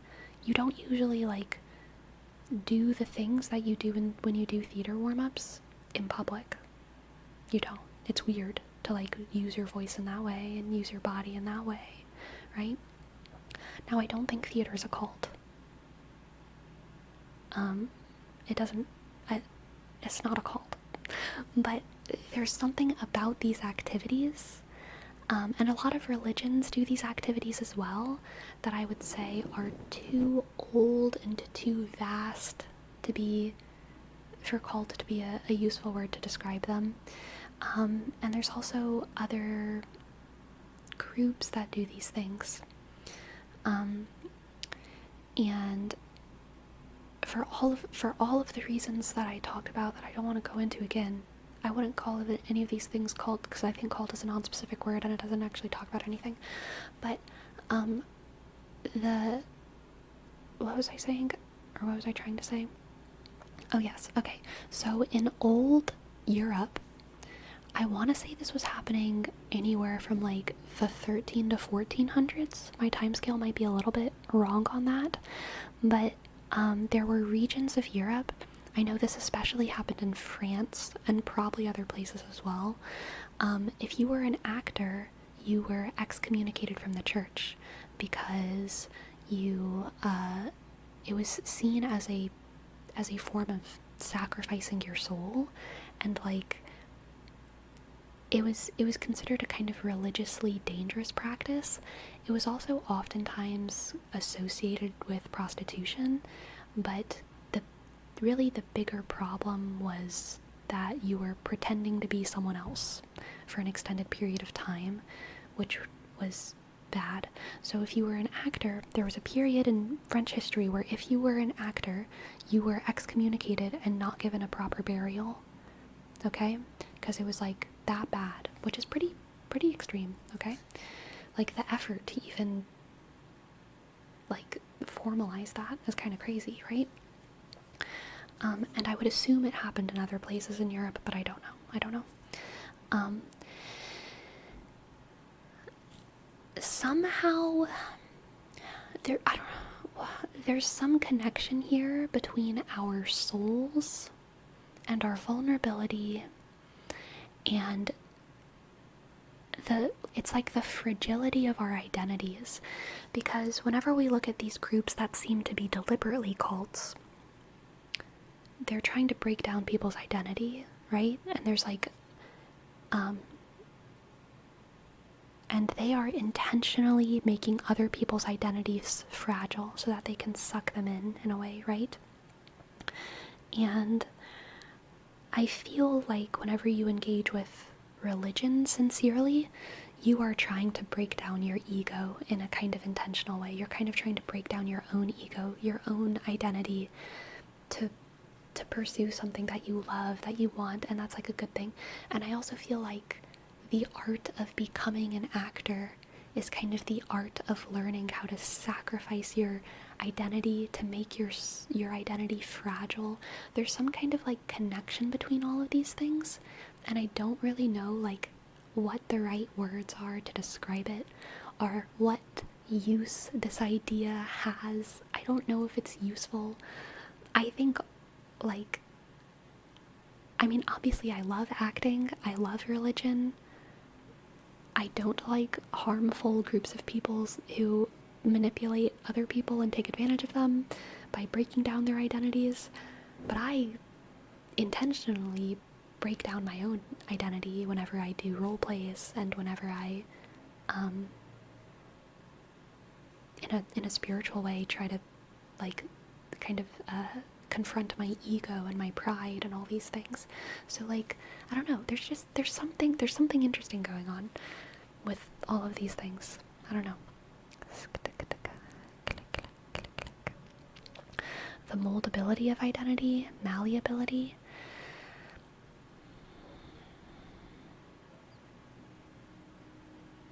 Malleability. I think I like fragility because it implies that there's a breaking point. But I think malleability is like functional, like, malleability of identity feels a lot more comfortable. Like, oh yes, my identity is malleable, I'm healthy, versus like my identity is fragile. Like, okay, you have a problem. So, but I don't know. Gizzly, thank you. Thank you for your sub. Thank you. G click I dot S L I dot vibe shak. Thank you.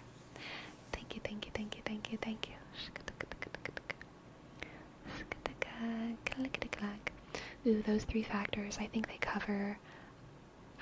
they converge on the being a child experience. Ooh, yeah, that's totally true, Freddie with an EI. That's totally true. And you know, that's something that they say about nuns and monks in the Catholic Church as well, is that they're kind of given the freedom to be like God's children, like for forever, as opposed to people who don't choose a monastic life, which is interesting. Has anyone ever told you that your streams are impossible to fall asleep with because there's too much interesting talk in here? People have said it before. I'm sorry. I'm so sorry. The problem with religion is that gives place to many interpretations, and that inevitably creates a lot of misconceptions. Very true. And I mean, childhood is also when you're the most gullible. Yeah, by design. Maybe if you come to my ego identity lessons and pay me $50 per week, we can let you figure out what type of identity you have. Also, if you get people under you and give them 70% their subscription cost too, you can find the freedom. I love it. I think we should all sign up for Destructicon's class. Vulnerability can cultivate wonderful things unless you've trusted it to the wrong person. Yeah. So very true. I mean, that's something that almost every person who says that they've escaped a cult or just left a religion. There's a lot of people who are like ex-Pentecostals or ex-Amish or like ex-Hasidic Jew or something, who talk about the sadness of feeling like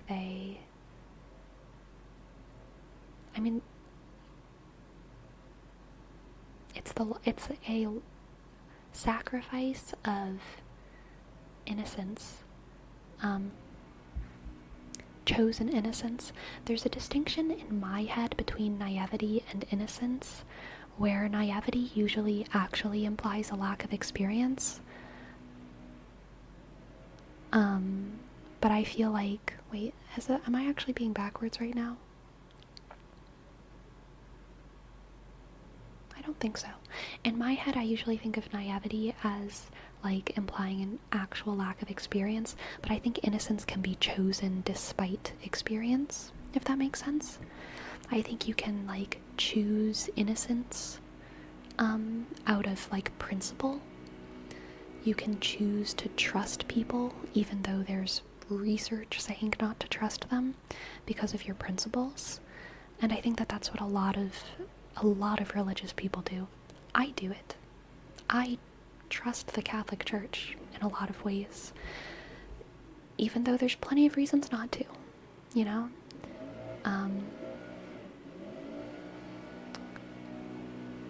And it's interesting. It's interesting to be human sometimes. Anyway, while we all think about that, I'm gonna go on my break and hope that the leaf blowers stop blowing leaves. I'll be back soon.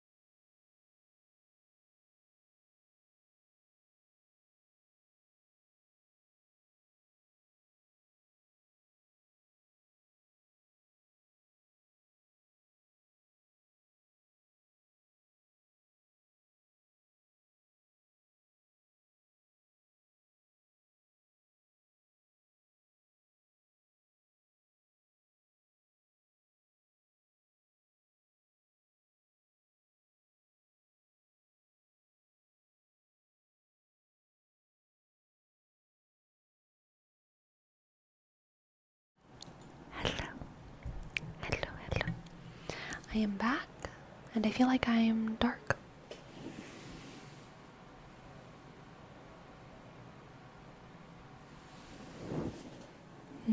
Yes. Yes, this is much better. This is much better. I can still hear the leaf blower sputtering out there. Can you hear it?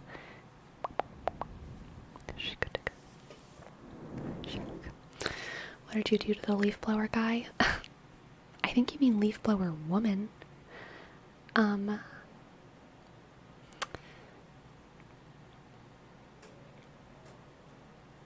I don't know what I did.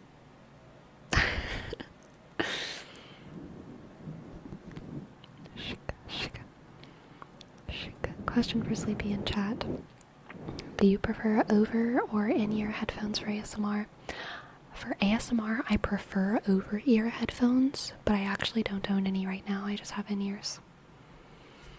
Shaka, shaka, shaka, shaka, shaka, shaka. Bold of you to assume they only leaf blow. They are more than their profession. It's true. They are. She was so enraged she blacked out. It's true. I don't remember what I did to them, and they won't remember either. Shaka, shaka, shaka.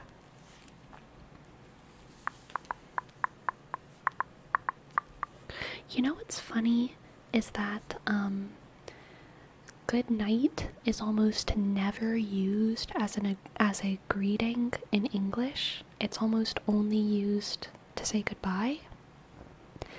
But good evening is used as a greeting in English. Interesting. Good evening. But if you're saying good night to someone, you're almost always saying goodbye. You're always saying goodbye. No one says good night unless they're saying goodbye.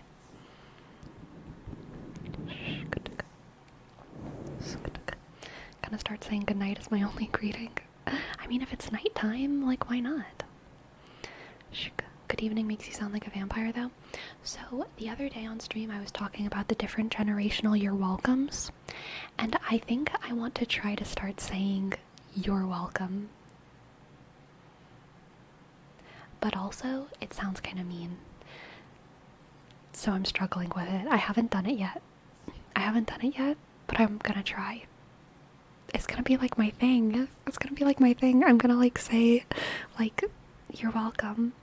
Like whenever someone says thank you, I'm gonna say you're welcome instead of saying of course or no problem. I'm gonna say you're welcome. It sounds like so dignified. It sounds so fancy. But I kind of want to try it. I'll let y'all know how it goes. You're gonna be a passive-aggressive ant? No, I'm gonna master saying you're welcome in a way that doesn't feel passive-aggressive. Someone's gonna be like, thanks for holding the door, and I'm gonna be like, you're welcome. That doesn't sound passive-aggressive, right? You're welcome. If I like smile when I say it, right? What I can't say is, you're welcome. I can't say it like that. I have to be careful.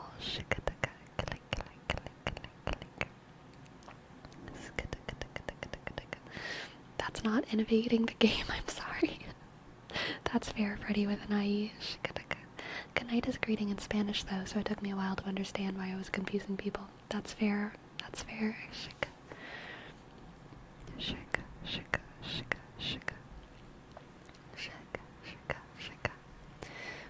What if you smile creepily? I don't even know if I can. Like, yes, I can. I'm creepy enough to smile creepily, okay? I'm holding a door open for someone. And they go through it and I say, and they say thank you. And I'm like, I have to like do the look down. Like, you're welcome. Yes, that's it. That's it. Yes.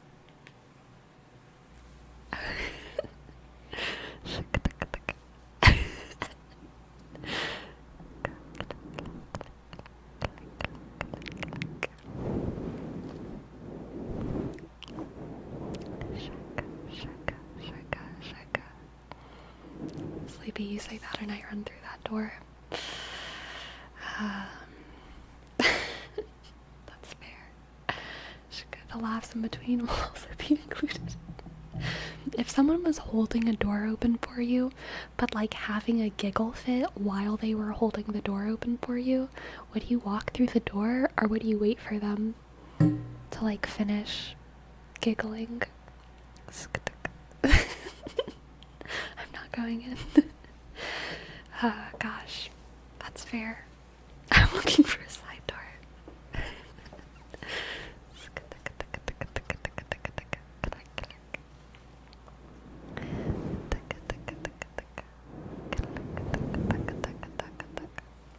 Full speed sprint through the doorway. Wait, why haven't they made a horror game yet? That's just awkward social interactions. But like with all of the kind of ambiance of a horror game, but it's actually just awkward social interactions. It's called life? No, I need to alienate myself in a video game, okay? Autism simulator, yeah. Yes. That can be what it's called. Thanks for coming up with a name, and Olivia. Yeah.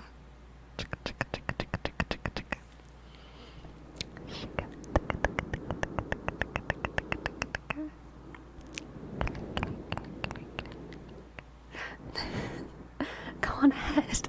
I'm holding the door open for you. And the door's like shaking. The heavy door is shaking and they're holding it open and they're giggling.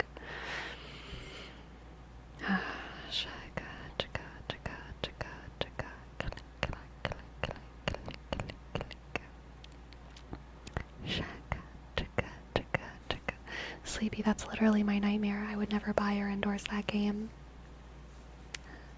You're a chicken.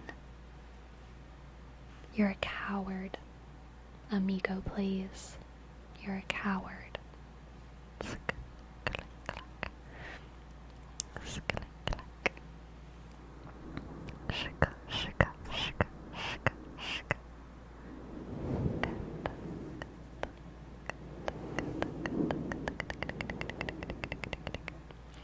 And the gameplay progresses by making the right choice during social interactions. Mm-hmm.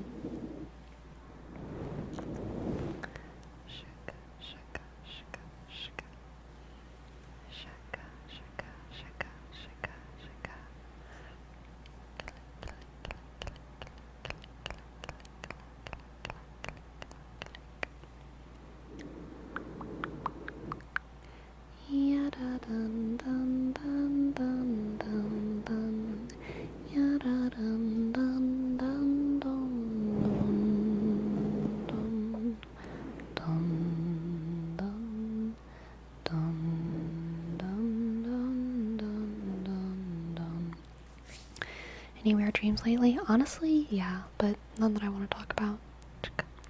Sleep, you want to make it worse? Make the game an online multiplayer. I think it's better if it's by yourself. Not as many variables. Not as many variables. Shika, shika, shika, shika, shika.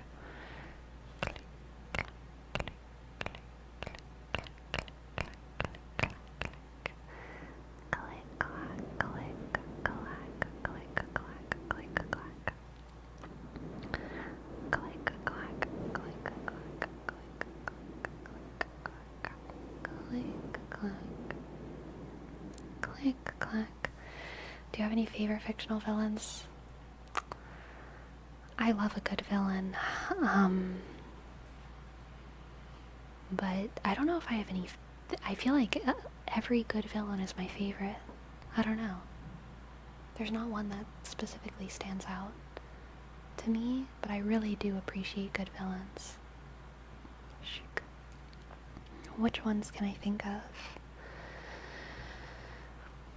Who are my favorite fiction? Oh, well, I mean, so Sarah J. Maas is on my head right now. Tamlin, spoiler alert. ACOTAR, spoiler alert. Tamlin, I think, is a really good villain. Ooh, gosh. I think they're a really good villain because, spoiler alert, spoiler alert for A Court of Thorns and Roses. Because he is the person who the protagonist falls in love with in the first book, and they have a beautiful love story, and it's not until the second book that you see the badness in him, and it's really, really easy to see in retrospect. It makes sense. It makes sense that he is who he is because all of his better qualities turned into bad ones because of stress.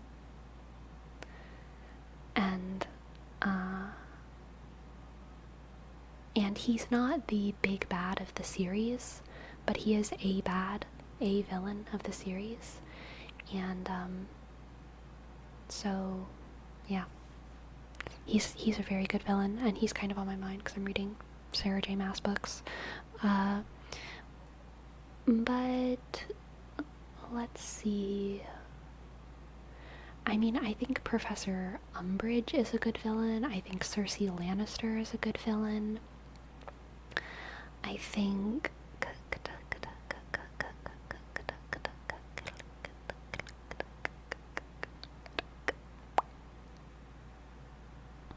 oh, that old ass vampire in Vampire Diaries, good villain.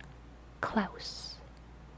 I didn't watch the New Orleans show, so I don't know if his character is any good in that, but in the Vampire Diaries, I really liked Klaus as a villain.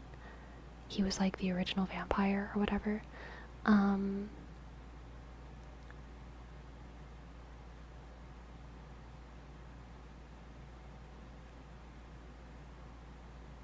Yeah. Do anti-heroes count as villains? I think they can. Depends. Do you think it's okay to see him as a villain when the reason for those qualities to become bad is because something kind of understandable is stress? Most villains have understandable reasons. And it depends on the scope of the story. I mean, like, for real, there's a lot of, I would call them domestic dramas, where, like, you're being, one of the people in, someone in a family is being abused, maybe only verbally, but because of the scope of the story, the person doing that abuse is the villain, right?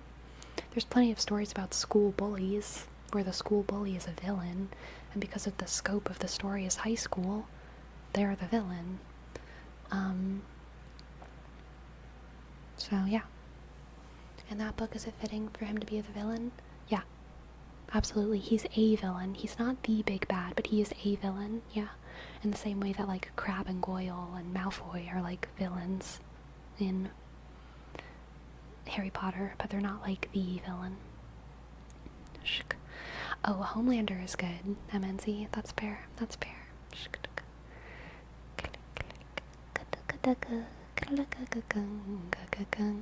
Ooh, Love to Sleep In.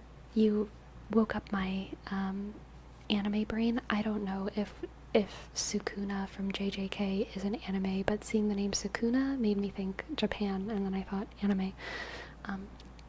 But in Made in Abyss, Bondrud. The villain in the movie, the, like, old guy who, like, keeps his daughter in a suitcase, you know if you know, he is a good villain, I think. Yeah, he's a good villain.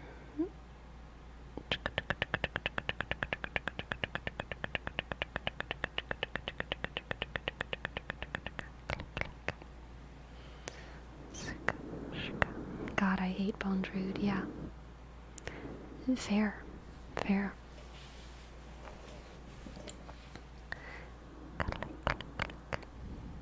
I still like Envy from Full Metal Alchemist. I liked Wrath. I think Wrath from Full Metal Alchemist was the most thought-provoking of the homunculi, and I think I liked Wrath from the original show. If I remember correctly, Wrath was done differently in the in Brotherhood.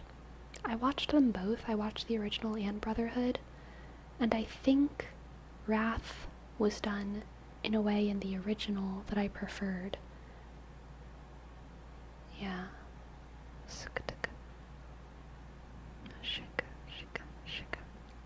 The original, the real villain, Shout Tucker.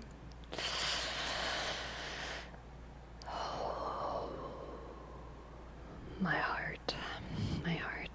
Joffrey from Game of Thrones. I think Cersei is a much more profound villain than Joffrey, but I do agree that Joffrey is a good villain. I think the reason why Cersei is more interesting to me is because Joffrey takes up a place in history that will always be remembered. You know, Joffrey is Nero, Joffrey is Diocletian, Joffrey is every mad king that we have in the textbooks, right? And we have plenty. But Cersei is a story told by J.R.R. Tolkien that goes untold in most actual history textbooks, you know? The Queen Mother to the Mad King is usually a story untold, and I think it's a cool one. Hello, Neatrix. Cersei was a goated villain, for sure. Aw, thank you, Neatrix.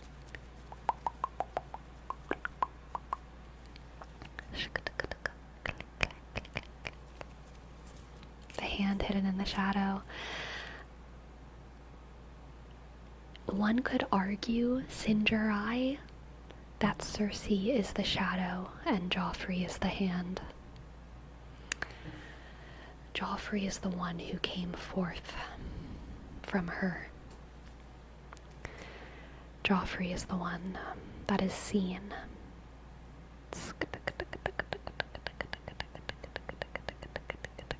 Unless that is what you meant. Maybe that was what you meant. I don't know.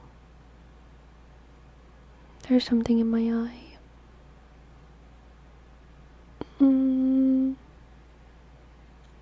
Oh God. It's real. There's really something in there.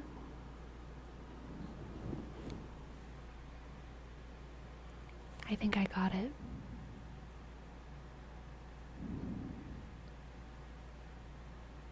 Yeah, was that? Okay, cool. Yeah. What about Littlefinger? I never considered Littlefinger a villain. I've always considered him kind of a supporting cast, I would say.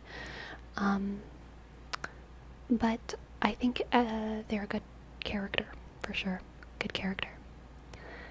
Y'all remember the soundtrack from The Soul Eater that slapped? I don't remember. I'm sorry.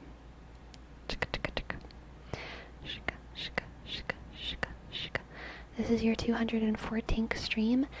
Yes! I'm so glad you pronounced it correctly. Yes.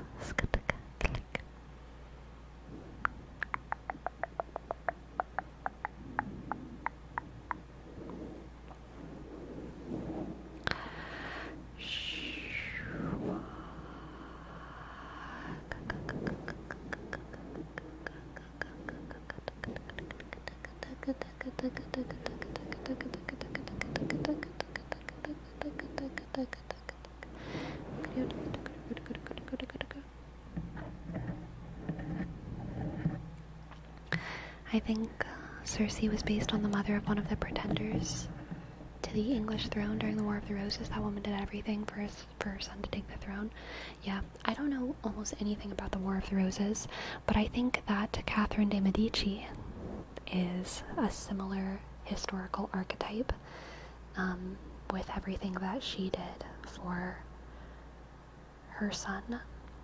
Although her son was not mad, but she was definitely a political manipulator for the sake of, her son's throne.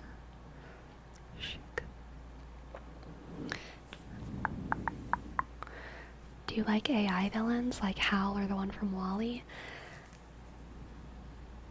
I think I'm more, what's the word? Enticed or something, more interested in AI heroes. I think that's a more interesting story. AI villains are like, yeah, of course, like it's basic. Peter G. Thank you for your sub. Thank you so much. Thank you so much. P click. E D click. E R shk. G 1 3 shk 7 shk. Thank you. Have you watched iRobot? No, I have not. The Black Hero by Robert Louis Stevenson is a really good book that takes place during the War of the Roses. Interesting. Yeah, UK history is like a really bad, like I don't know anything about it. I don't know anything about it. I know like a little bit about like the Renaissance, like the English, how England experienced the 1500s, the Shakespeare time, and what I know is basically just based off of like Shakespeare and theater during that time. And then I know like pre-1100, the Anglo-Saxon era, but 1100 to 1500 I don't know nothing about. And then like within the 1500s I like only know about theater, and then 1500s to 1800s I don't know nothing about. And then like I know a little bit about the potato famine, and then I know like a little bit about like the Irish Troubles in like the mid 1900s or late 1900s, and then there's like the present. I know nothing else. I don't know a lot of like the Elizabethan royalty stuff. I don't really know a lot of the fighting over the throne stuff. I don't know about it.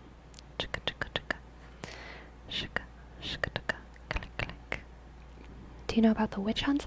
I know about the witch hunts talking on like a European scale, but on a specifically English scale, no. But the witch hunts happened across Europe for a long time.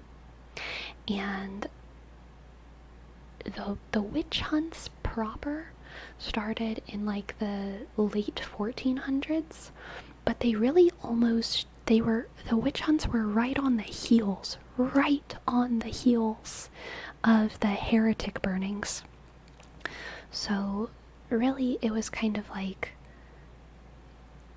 Europeans were burning heretics of any gender, and then they had like a little bit of a break where like religion was chill, and then around the time of the Reformation they started burning primarily women or people who were men who were sexually deviant. Sometimes were burned as like witches as well, but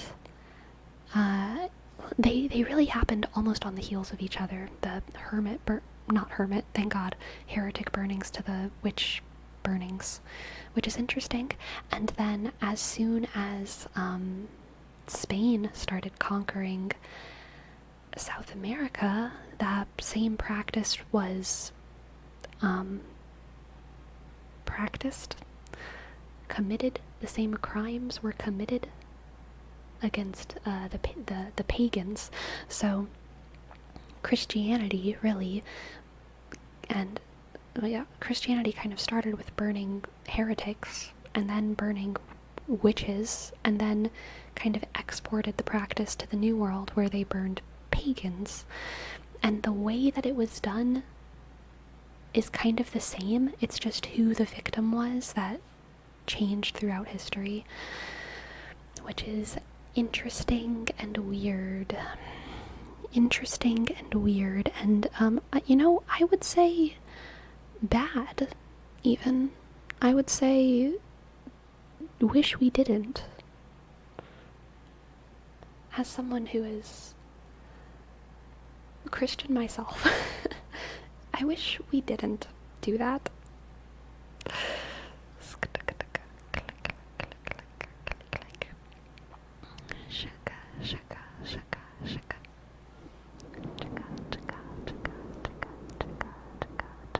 Did you expect the Spanish Inquisition?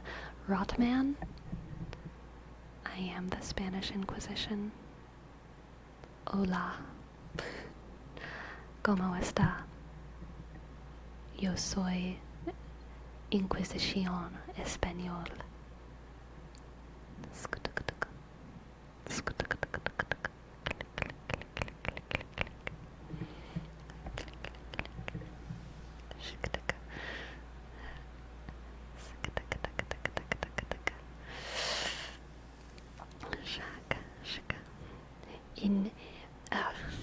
Of course, Inquisición Española. Inquisición Española. Soy Inquisición Española.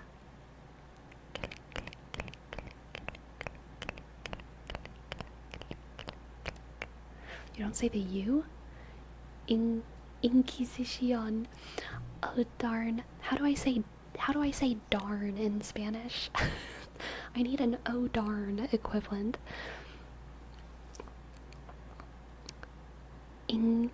Inquisición Española. Inquisición Española. La Inquisición Española. I don't know who to trust. Silverino, Ferrome, none of these. I don't want anything here to be, too, crass, okay? I don't know if any of these words are crass. Mine's not an insult, the other two are. Okay, yeah, I don't want an insult. Is it crass, Ferrome? Or is it like darn? Because darn is just, not very crass. Mine is thunder. Oh, okay, that's pretty good. That's pretty good. Yep, almost. It's not Inquisición.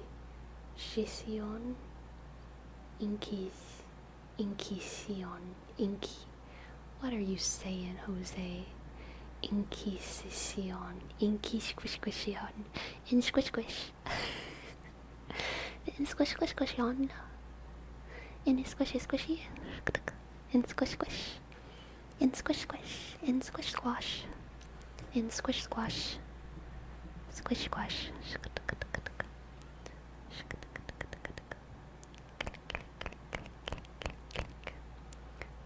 Rayos. Rayos. Am I saying that right? Rayos. Rayos. Rayos. Inquisición.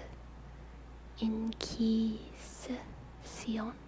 Inquisición. Inquisición. Inquisición. Inquisición.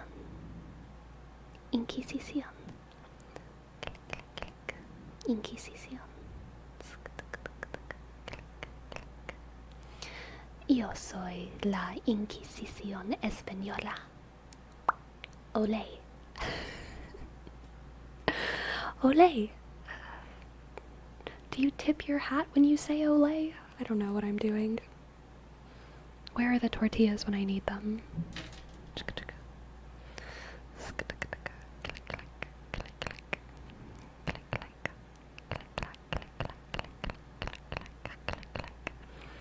And you can say diablos for darn.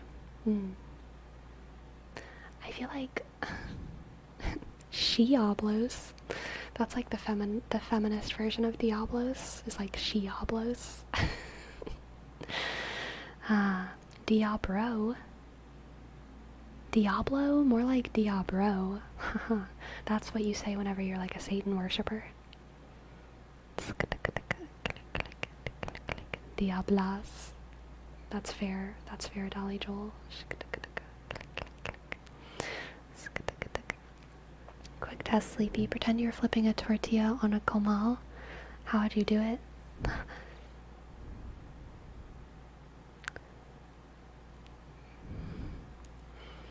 You're flipping a tortilla on a comal.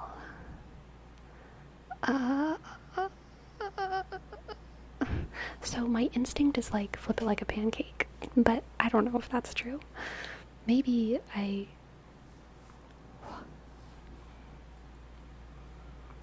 Do you blow it? And it just flips? I'm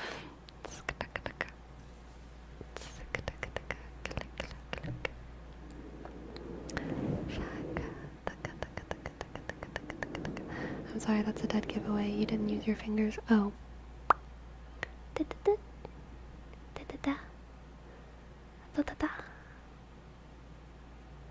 You pinch and pull up? Like that?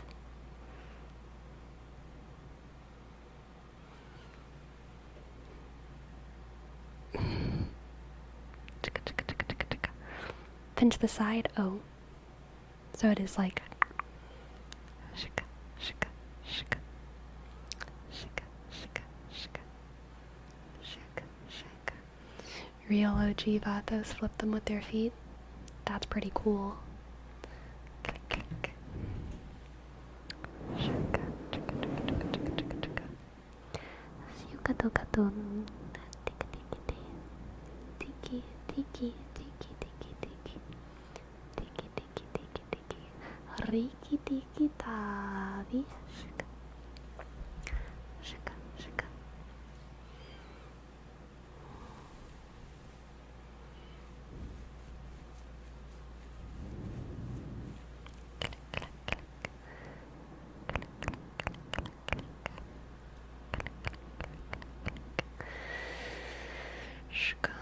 You're looking at my... These are my tortilla calluses as well. Yep. I got these from flippin' tortillas. I got these from flippin' tortillas at the gym. Okay? These bad boys. These bad boys. I'm just flipping tortillas with my knuckles every day. What? Why is there a spot on my palm? Don't know what that's about. Whatever. You flipping like 40-pound tortillas? You betcha. You betcha. You should see me bicep curl those tortillas, okay?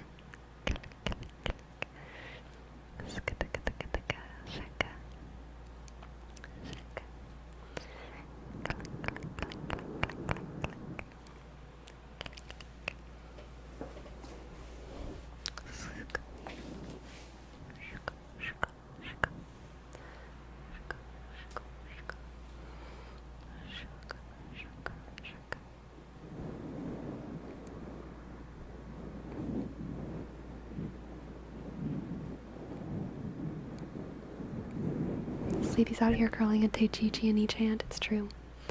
It's true.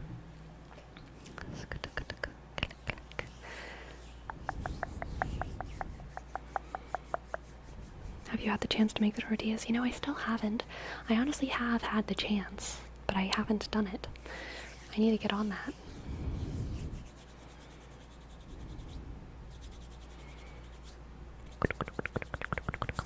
Click, click, click, click.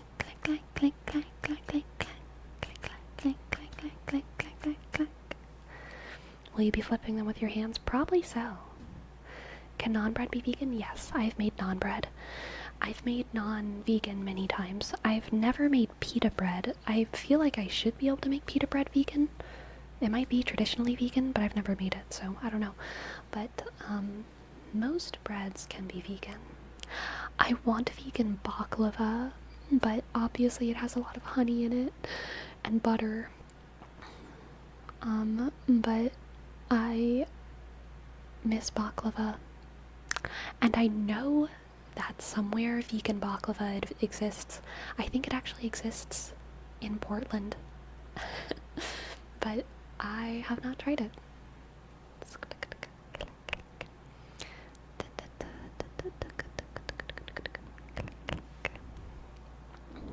And sopapillas. Sopapillas. I miss sopapillas. How do I say I miss in Espanol? I miss sopapillas. Have you ever tried to make your own baklava? No. Extraño. Yo extraño sopapillas. Sopapillas, por favor. Yo extraño. Yo extraño sopapillas. Yo extraño.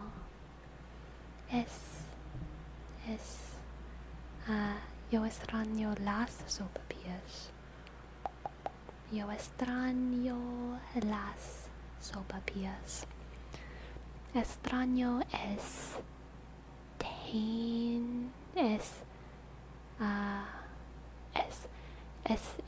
extraño es palabra bonita. Extraño es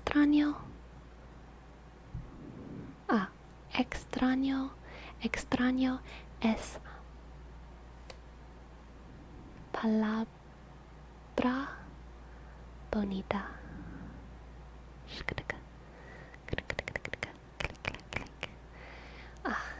Extraño es una palabra bonita.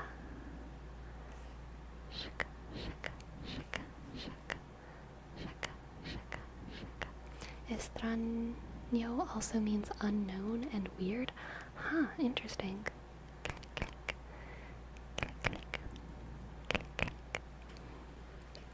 Have you tried making arepas? They were called Johnny cakes in the US when they were popular 100 years ago. About the easiest bread to make? No, I have not. Hukan, thank you for your sub. Thank you for your 14 months. Thank you. H, click, who, K, shk, A, sk, N, click, 9, click, 1. Thank you.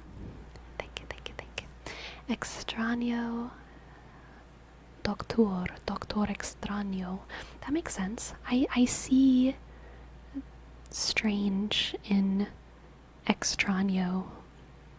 Like, etymologically, I see it. Strange, extraño. I see it. I hear it. I recently bought a loaf of toast.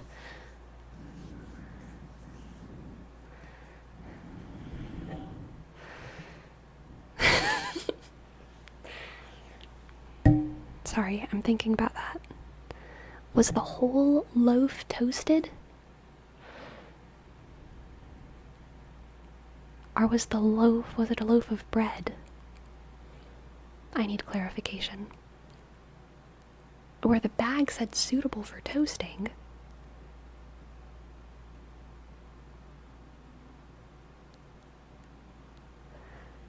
Did you buy a loaf of bread? What's the bag toasted to? I'm so confused. Silverino, you have our attention. What the heck was happening? What? It was a normal bag of toast. No, wait, that's really weird. What do you mean it was a bag of toast? What do you mean it was a bag of toast? Standard toast. No, Silverino. You must mean bread. You must mean it was a normal bag of bread, please. You don't buy toast unless it's been already prepared as toast. Like, to toast means to warm it up till it's crispy, like right then and there. Pre-toasted toast? I've seen bags that sell toast already. But a loaf? A loaf of toast?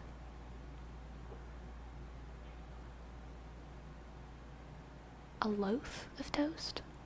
A toasted loaf? Or a loaf of toast? A toasted loaf or a loaf of toast? What is happening? I've seen them, not a loaf, but like a few slices. I've seen, oh yeah, yes, I've also seen that done, frozen. I've seen a frozen Texas toast. I have seen that. Is the loaf sliced? That's my question as well, Gavin's awful stream. A loaf of untoasted toast? I don't know. Okay, I'm checking my Discord.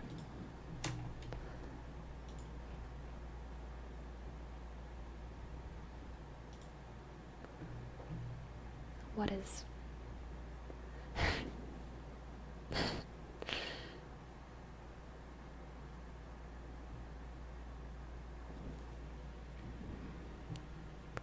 Is this normal? Shk, shk. The Mexicans invented this?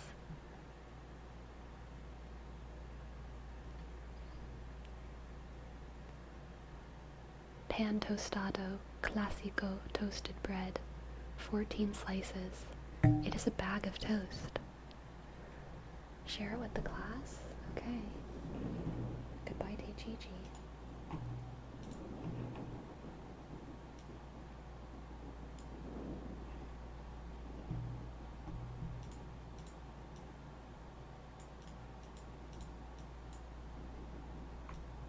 Goodbye, Teichichi.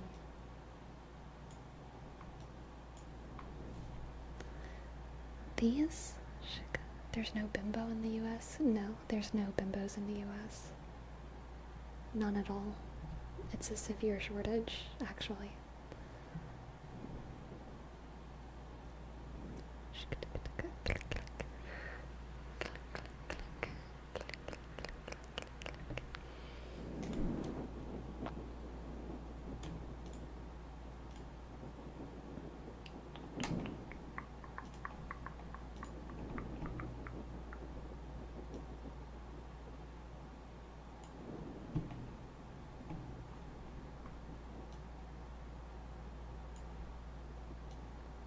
Let's put Teichichi back.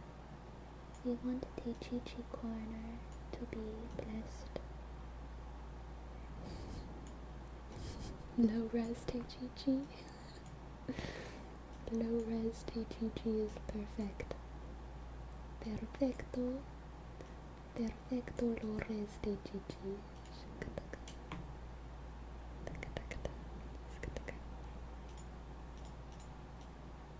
I can put Teichichi over the cat.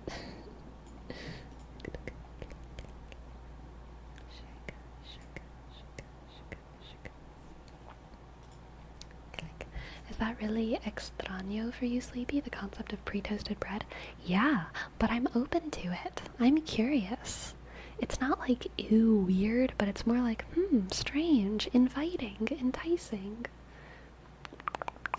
I'm curious. What do you put on it? What do you put on it? People who eat pre-toasted bread, what do you put on it? Nutella? Do you actually put all of the normal things on it?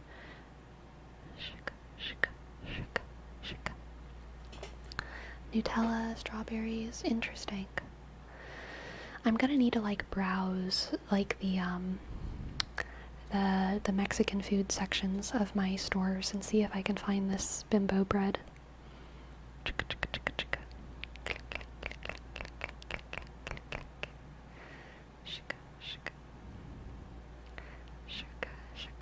My therapist, don't worry, low res Teichichi is not real. It's true, left asleep, it's true.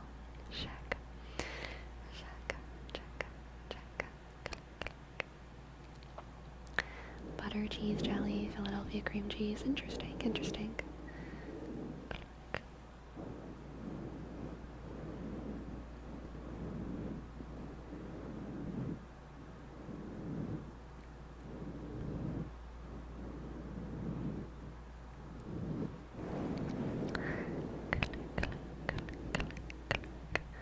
You can put jam on it too. Is there a Spanish grocery near you? You know, I haven't ever gone to a Spanish grocery near me. a specifically Spanish one, but I'm sure that there are. I'm sure that there are. Shaka.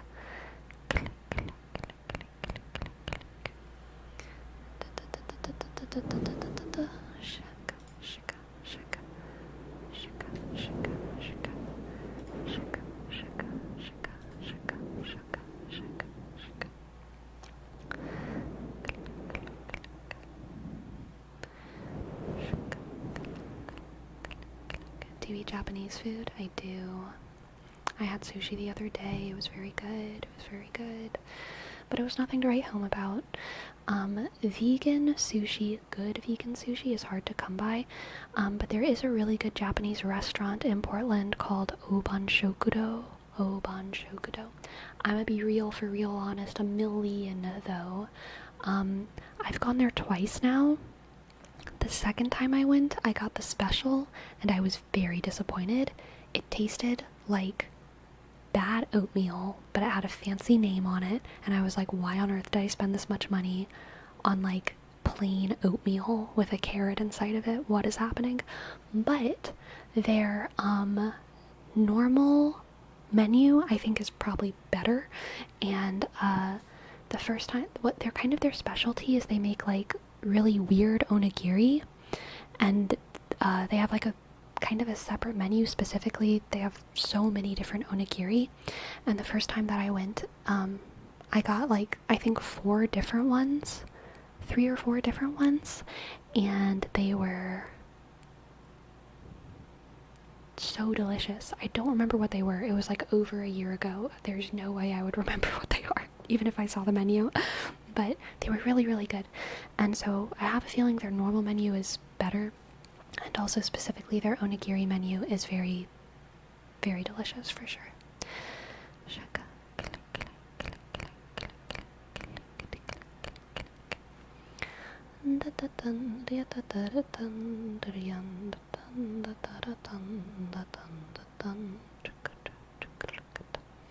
How good can you handle spice? Do you eat the wasabi? I do like spicy food, and I do like wasabi. I like to take wasabi and put it, I like take a chopstick with a little bead of wasabi on it, and I mix it into my soy sauce a little bit, you know what I mean? So that I get a little bit in every bite.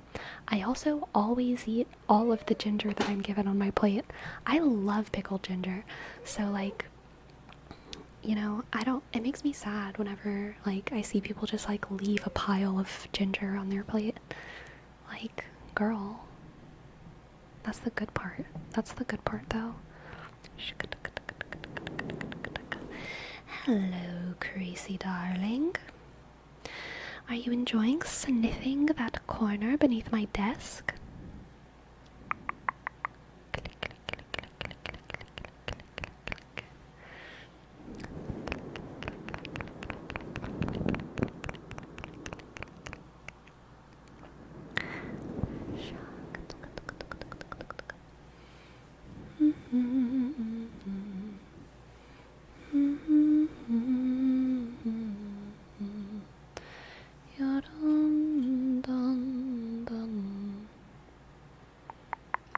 Do you get fish substitutes, or are there specific things that are vegan?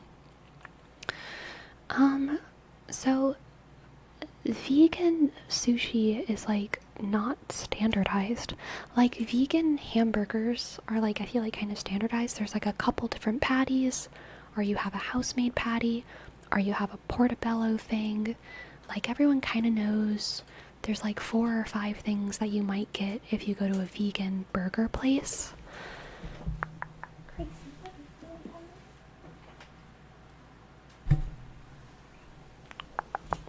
But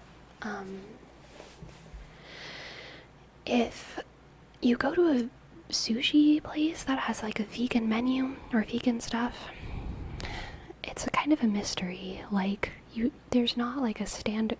There's not a lot, right? But there are usually some basic things. There's usually a veggie roll, avocado roll, cucumber roll. Sometimes there's a fried veggie roll. Those are the things you can usually count on.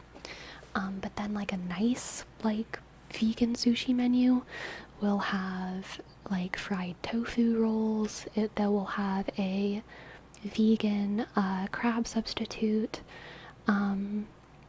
There's a Vietnamese place that makes some of the best seafood meat substitutes in-house that I've ever had, and no one, they're kind of culty.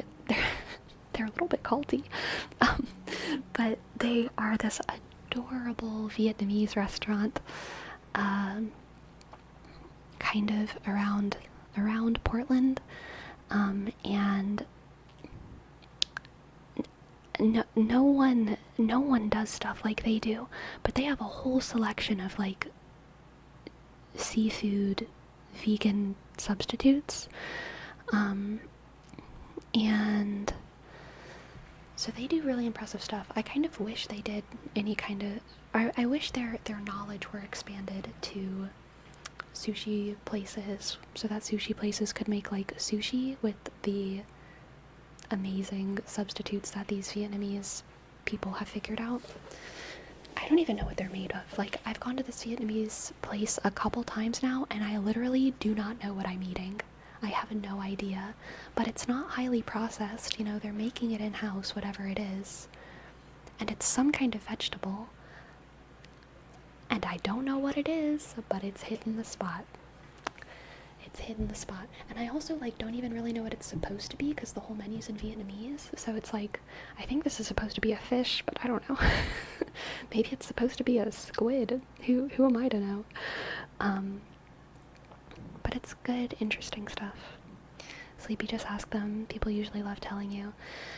They're scary. They're scary over there. I should ask. You're right, I should ask. I've been there enough. They probably know my face, but like, I'm so scared of people, man. I actually thought about working there, but then I didn't, because I became an ASMR artist instead. Are they giggling as they serve you food? No, they are quiet. Quiet. Quiet.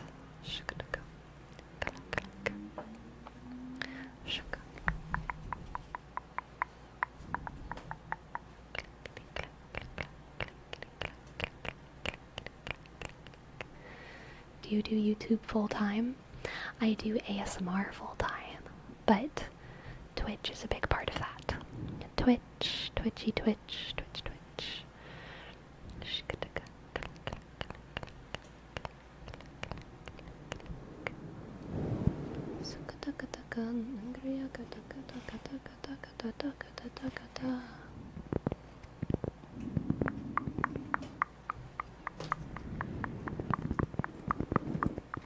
Love the streams and bits, by the way. I am glad. Freddy with an EI. I'm glad.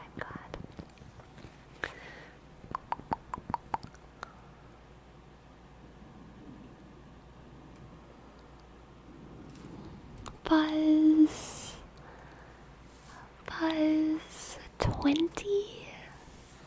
20 subs. Thank you. Thank you, Buzz. Thank you, Buzz. Thank you, Buzz. I appreciate it so much. I appreciate it so much, Buzz. Thank you. Thank you, Buzz. Thank you, Buzz. Thank you, Buzz. P sh H U C C 21. Thank you. Thank you, Buzz. Thank you, Buzz. Thank you so much for gifting 20 subs. Ha. Amazing. Cryptic Zero, it looks like you did get gifted a sub, because there's a little cat next to your name. There's a sweet little cat next to your name, and she's so cute.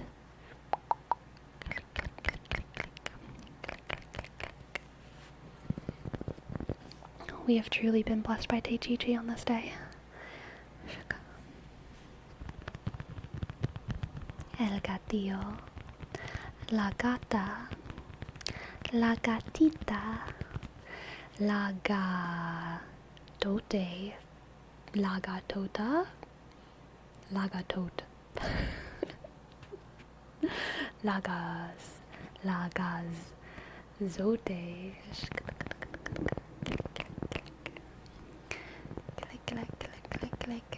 El menino. El menino. Not enough. Boink. Welcome. Thank you for the sub. Thank you, thank you, thank you. N-O-T click E-N shk O-U shk G shk H click B O shk I dot N-K shk shk. Thank you for your sub. I've been binging your VODs on YouTube every night. Had to sub. Aww. Thank you. Thank you, not enough boink. I appreciate it very, very, very much. I appreciate it very, very much. Very much appreciation. Thank you, thank you, thank you. Sleepy, a bunch of people are already maxing the sub badge. You planning on adding more sub months milestones badges? I have good news, my friends. No. But, my artist has time right now, and so I have commissions in the work for projects I shan't disclose, and things are coming, okay? Things are coming. So that's fun. That's fun. That's fun. I might do either, I'm not sure. I kind of want to do a sneak peek reveal of some of the stuff that they're working on as a goal one night. But I want to have a little bit more to show once I do that, because I do have some stuff that they're working on, but I want to have more things that they're working on, and we can do a reveal maybe at some point. Can you just mention what the things are that they're working on? I will mention one thing, but not all. I'm probably going to get a new logo, like my little cat on the moon thing. It's not going to be it anymore. A little mini rebrand. I'm not changing everything, but I'm probably going to change that logo, and they're working on that. And then there's some other stuff.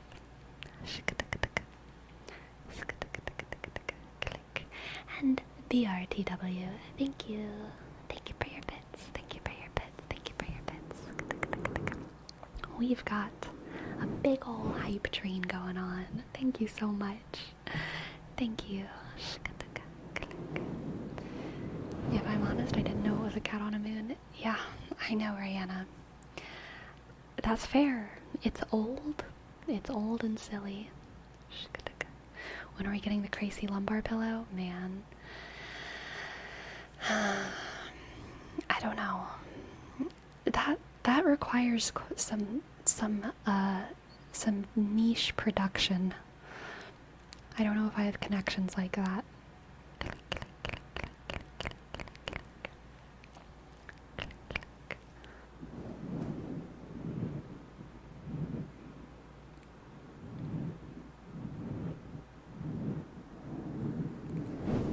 Sleepy just saying September is close. Something might happen in September, and after we could call it season 3 with new branding. Interesting. Interesting theory. Interesting theory.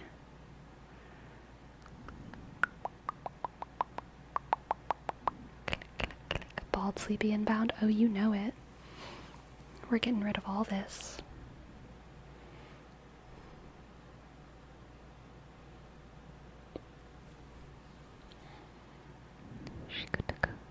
That's just a theory. An ASMR theory.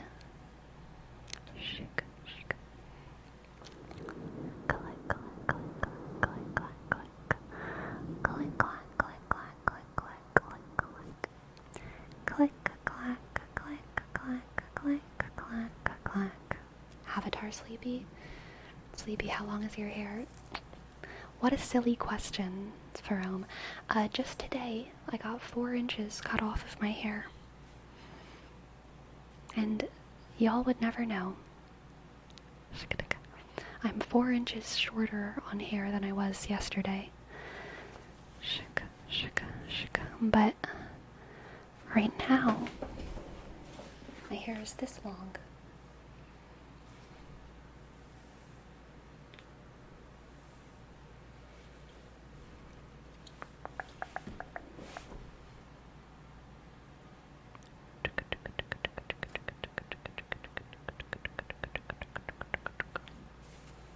Hello, random moose brains. Hello, hello. How much was it? 3 digits? Oh, girl. Yes.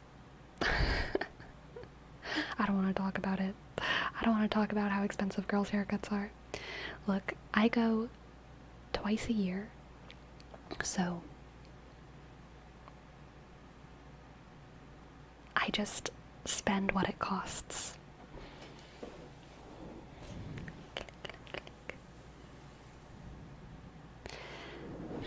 Damn, I forgot I was gonna abstain from ASMR to recover my tingles. I'll start tomorrow. It's okay. You don't need to take a break from ASMR. We can make sure you keep getting tingles. You just need more ASMR. Why go for less when you could go for more? And more and more and more. You just need more ASMR.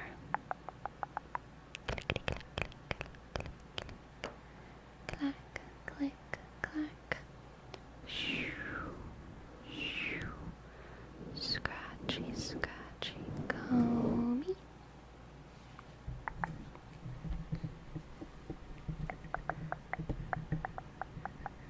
Shuka, shuka, shuka, shuka, shuka.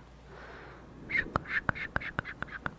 You ever just bury yourself in the garden and pretend you're a carrot? Yeah, for sure. But sometimes I get worried no one's gonna pull me out of the dirt. And I'll just rot there.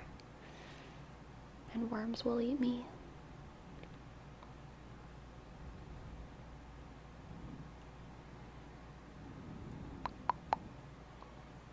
Shuka, shuka. Sleepy trip sitter nightmare. Oh yeah. I should never trip sit anyone. Texas Rebel. Shuka. Thank you so much for your prime. Texas Rebel. What an oxymoron. What an oxymoron. Shka. Thank you. Thank you for your prime.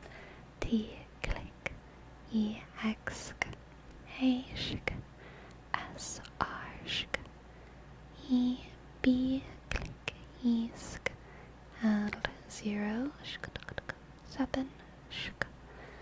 Thank you. Thank you, thank you. It's so true, Yusen. They say 99% of ASMR enjoyers stop just before they get tingles.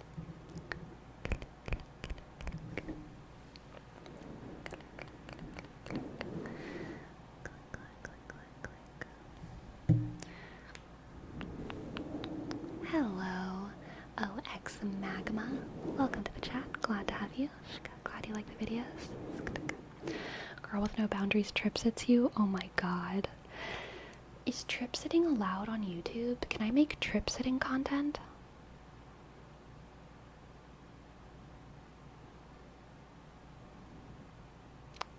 I don't even know.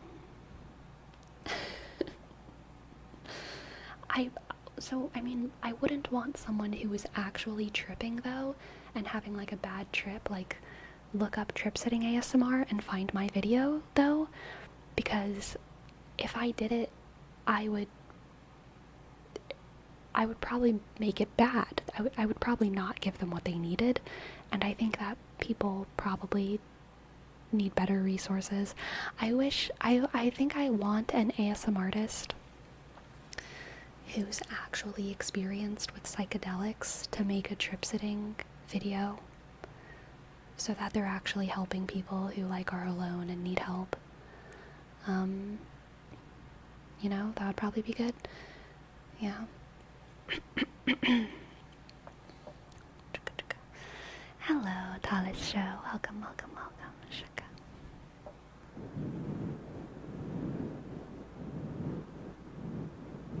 You could call it babysitting. Oh no. That would bring about a different audience, Freddie.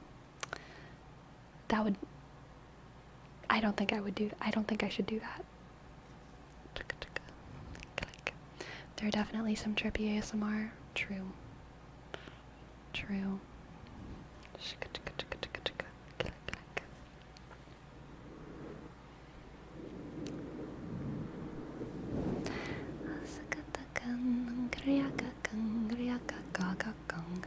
So I have a question. Not because I would want to make it, honestly, but just I'm curious about what y'all want in terms of like what niche situations are you often in that you believe other people are in, but there isn't an ASMR comfort video for that situation, you know? What situation are you often in and there isn't an ASMR video to comfort you, but it's something that you feel like is a situation a lot of people are in? Barber. When my ice cream falls on the floor and it gets on my shoe. Fair. Losing 10 games of ranked Overwatch. Interesting.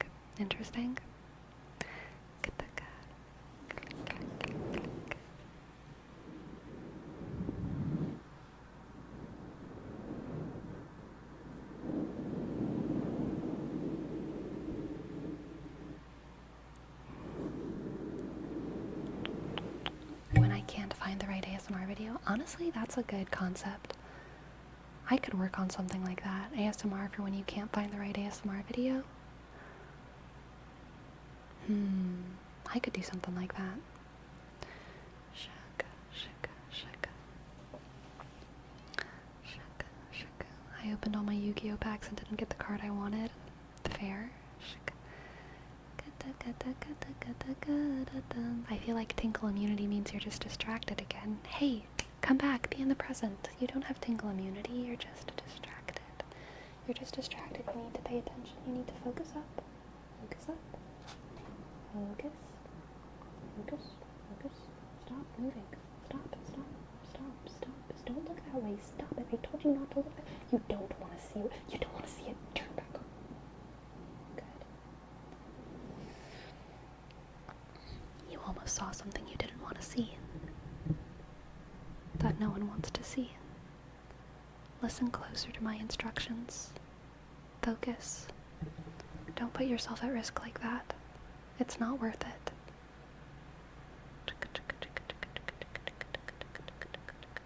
It's not worth it.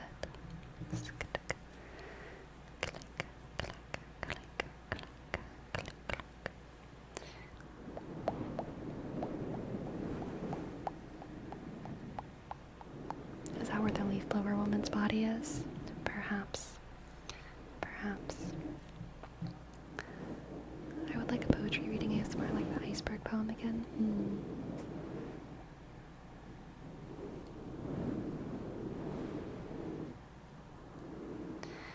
Oh my god, Dawn. I have too much of a troll's brain. If I did the video that was like ASMR for when you've never watched ASMR before, I would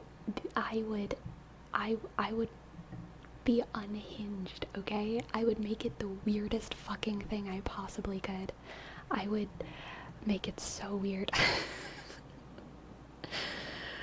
Oh god.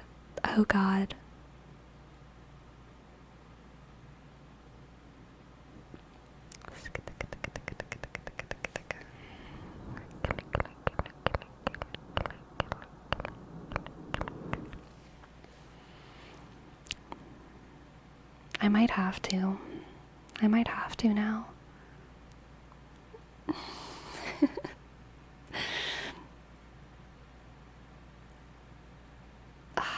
Gosh.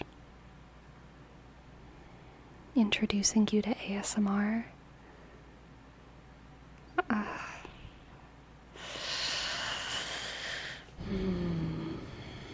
Man, I wasn't actually asking because I wanted suggestions for myself, but I'm getting ideas anyway. I should write some of these down. Okay.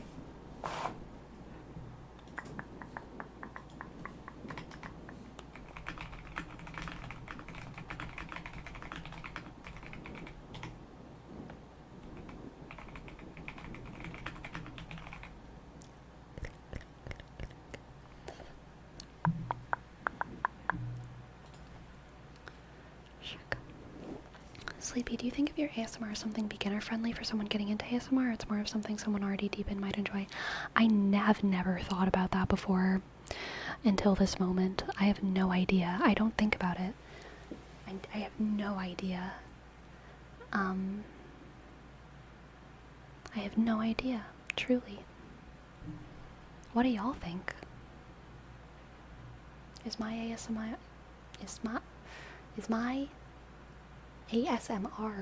content for ASMR beginners or for advanced ASMR enjoyers?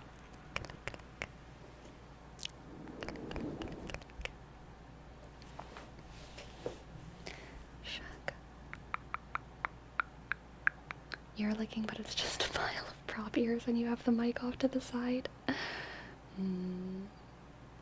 Ear licking, but it's just me punching ears.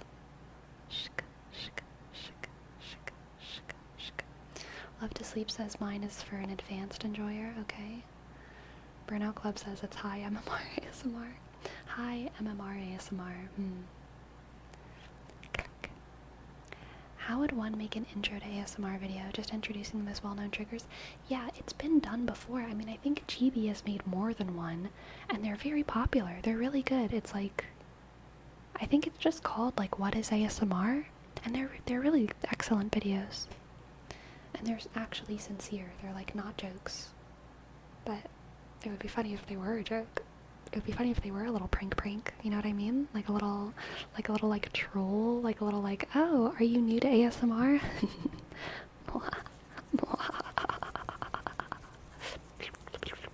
Time to eat your face. Never mind, I'm sorry, I'm kidding.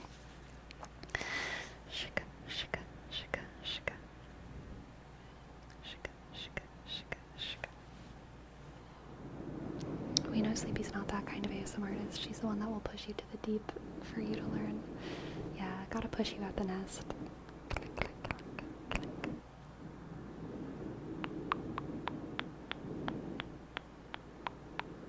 Ah, that's fair, Mario.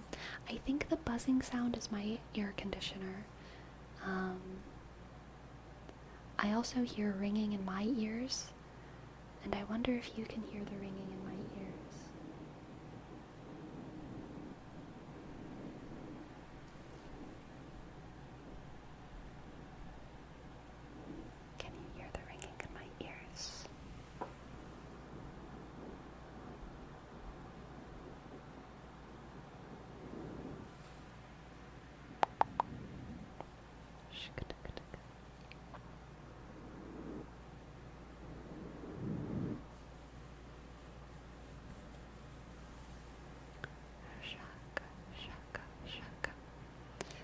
Every one of your videos has a lot of variety and themes, not just the fast and aggressive nonstop for 10 minutes. Dude, like a very long time ago, I got one comment that was like, why do you keep making the same video over and over again? One comment. It happened once, and I like... I freaked out so hard inside of my brain, not outside of my body. And I was like, I'm gonna make every single video has to be very different from all the other. But I do have some videos that are very similar. I feel like I kind of have, like, I do have some videos that are by themselves, totally their own thing, but I feel like I have maybe 6 or 7 different, like, types of videos, and probably all of my videos are gonna be, like, one of those types, you know what I mean? But I try to, like, cycle it. I try not to make the same video, like, twice in a row, you know what I mean? I love the diversity and consistent silliness of your content, and the slowly growing success. Thank you. Thank you. Or the slowly growing ashu. I don't know. I'm assuming success. Maybe that was a prideful assumption of me.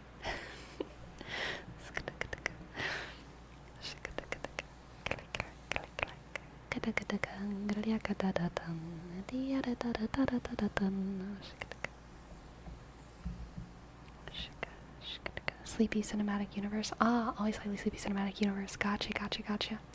Shout out to the Ashu. Yes. Yeah, the Cinematic Universe is fun. Yeah.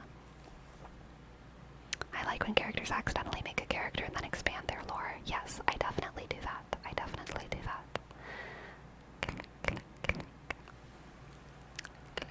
Maybe they were sneezing. It's possible.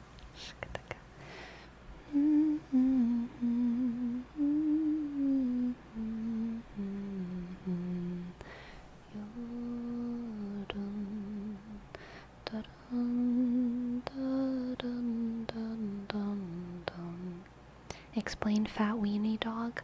It's a Teichichi, and it's more like a fat chihuahua, which you would know if you knew anything.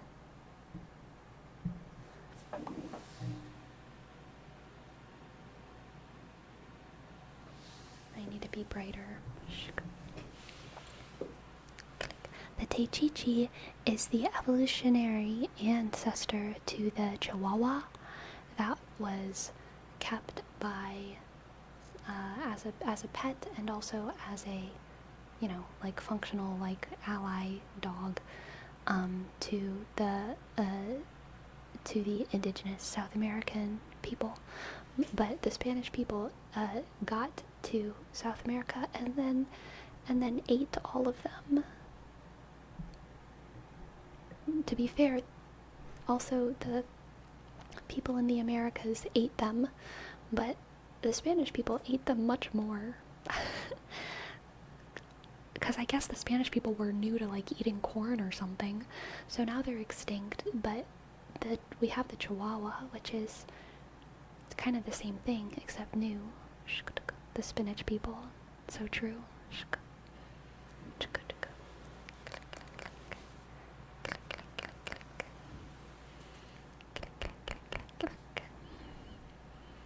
Click, clack, click, clack, click, clack, click, clack. They ate those until extinction? Yeah, they're extinct now. I mean, like, I'm sure there's a little bit more nuance there, but if you look up why did the Teichichi go extinct, what you get is the Spaniards ate them. So it sounds like it's maybe only a little nuanced, you know? It sounds like the only nuance there is they were probably hungry.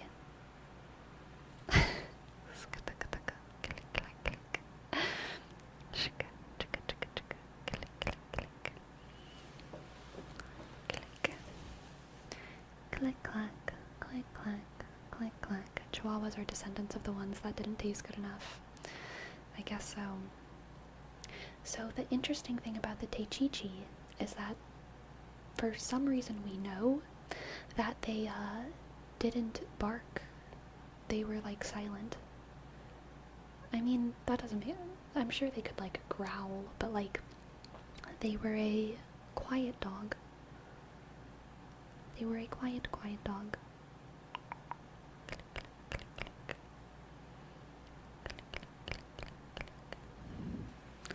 Click, clack.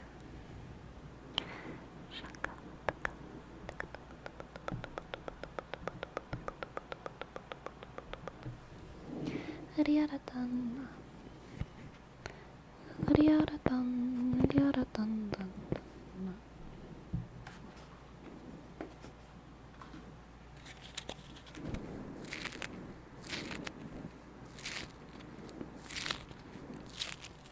Have you named the specific pic you have? No, I don't. Although this is like a sculpture, so I'm sure it has a name. But I think, yeah, it's just Teichichi. It's just Teichichi. Today's Teichichi.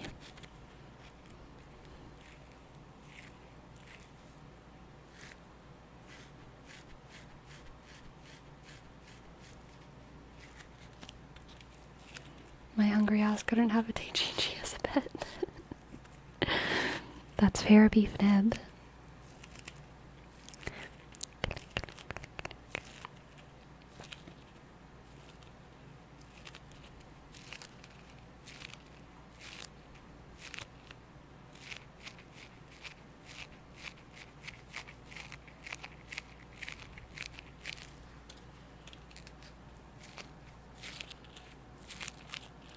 Why would it sound weird, Destructicon?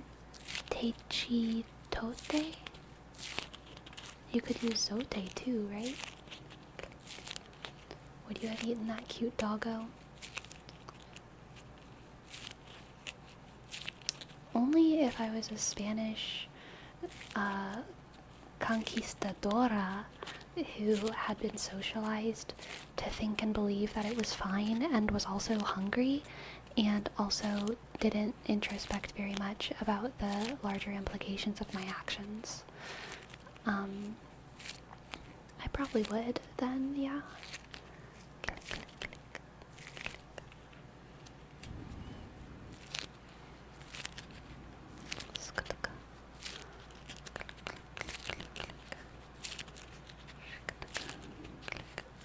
Oh, I didn't know that, Jerome. Oh. I understand, Jerome. I understand. Thank you. Thank you for telling me. Why is... Never mind. After Spain conquered in Mexico, they treat them like a source of food due to the lack of livestock, and this site says Techichi. That sound in Spanish is like cla? Clachichi? Are you saying that that's how I'm supposed to say it? Tlachichi? Why have my sources been incorrect this whole time? Clatichi?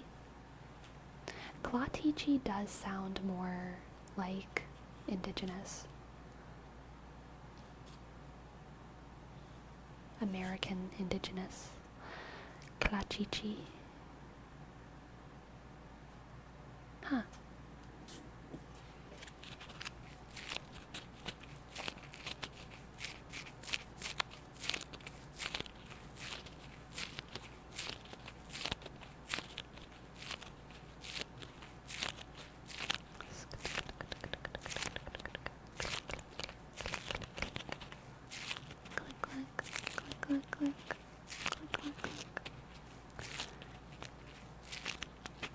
Nahalt has some weird rules? What do you mean by that? I don't know what that is. I don't know what that is.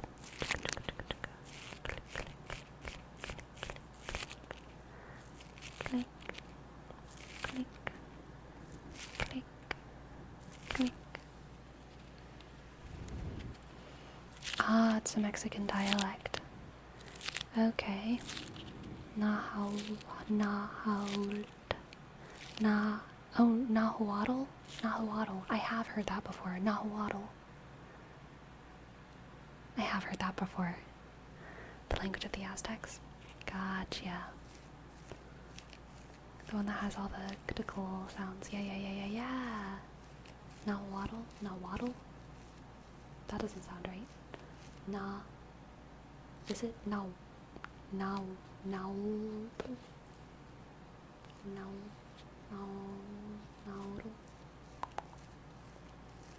There's no H sound in Espanol.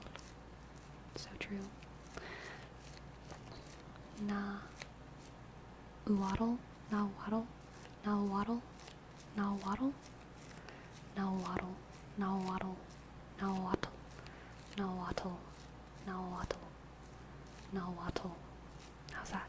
Nahuatl. Waddle waddle. She's turned into a Pokemon. I try. Now waddle.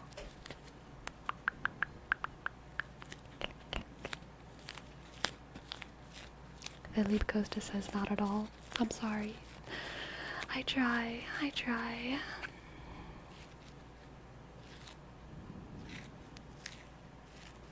Oh, the dog was from northern Mexico. This whole time I was thinking it was like South America, but it was Mexico. Why was I thinking it was South America? I don't even know. Okay. Nahuatl. Nahuatl. Nahuatl. Nahuatl. Is that better?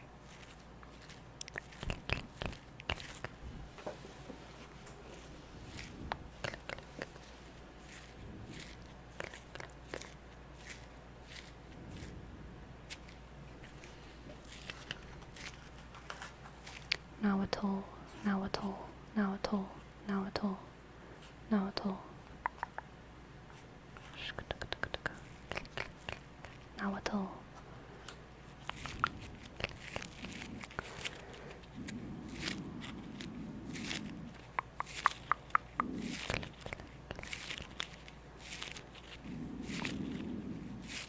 I'm always confused as to whether Mexico is North or Central America. Mexico is North America.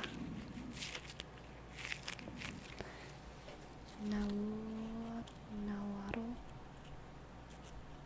Nahuatl. What about Nahuatl? Nahuatl. Nahuatl. Nahuatl. Is that better, Crushly? Nahuatl. Nahuatl. Nahuatl. Nahuatl. Nahuatl. Nahuatl. Nahuatl. I will learn to say it right. Nahuatl. Okay. Good. A relief. Nahuatl. There's another cool Mexican dog called the Xolesquinkle. I have no idea if I said that one correctly. Xolesquinkle.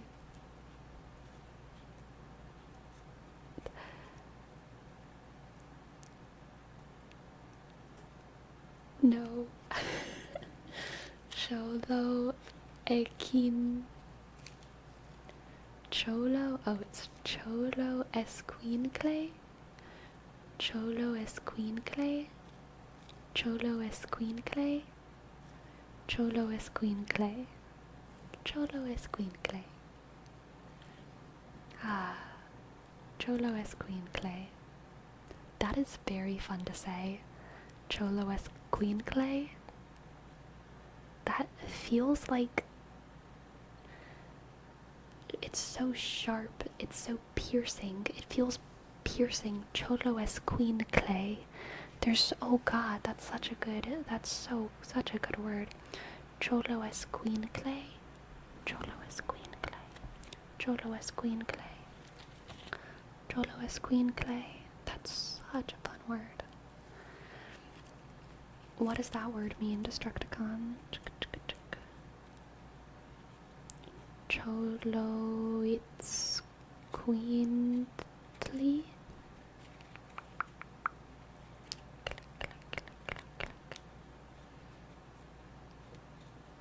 Cholo Esquincle.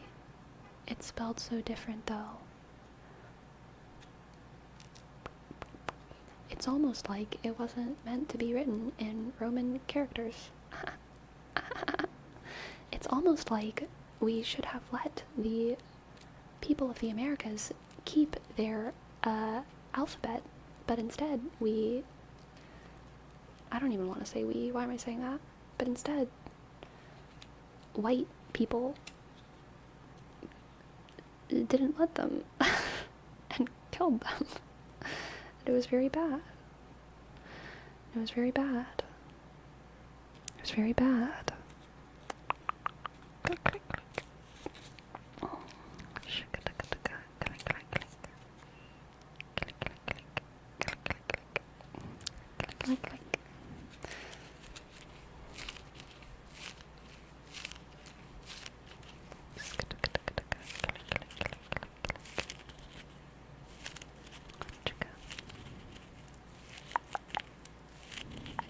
Gotcha, Crushly. That was the original Nahuatl. Nahuatl. Nahuatl. Nahuatl. The name in Spanish is the first one. Gotcha, gotcha, gotcha. It's like alliteration. That's fair.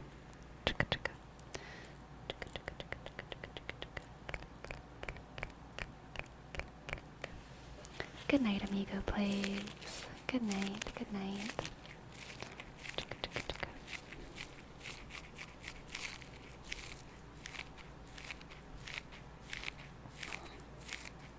No. No quiero presidenta. No quiero presidenta. Yo soy bad. Yo soy unqualified. Yo soy mala. Yo soy mala. Yo soy unqualified. Yo soy.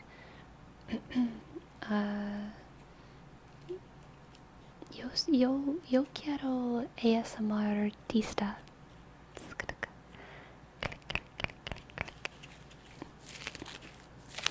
Yo soy despicable. Yo soy despicable. Despicable. Despicable.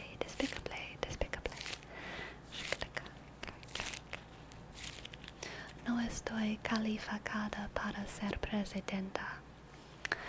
No estoy calificada para ser presidenta.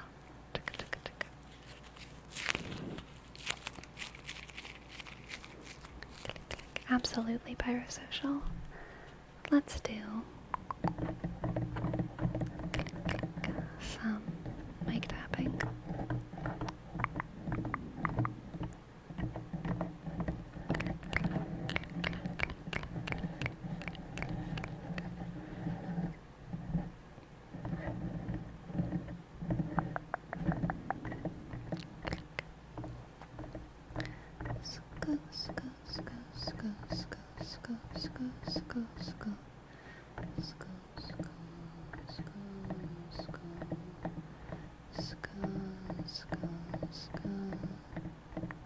I make typos in every language. Oh my god, Ferome, you messed up my Espanol. You embarrassed me in front of everyone with your typos. How could you? How could you? I can't believe it. Y'all gonna get me cancelled by putting typos in Spanish that I can't read.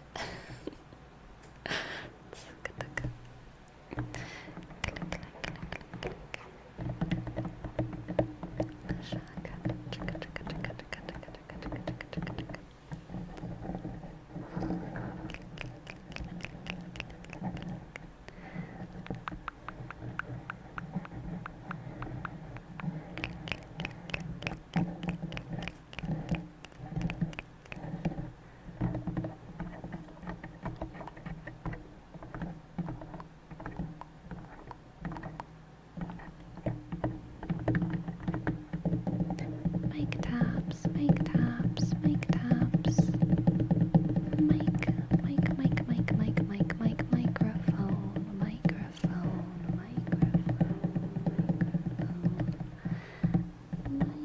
Microphone. It's like a phone, but microscopic. It's so small. Y'all can't tell, but this is a microscopic phone.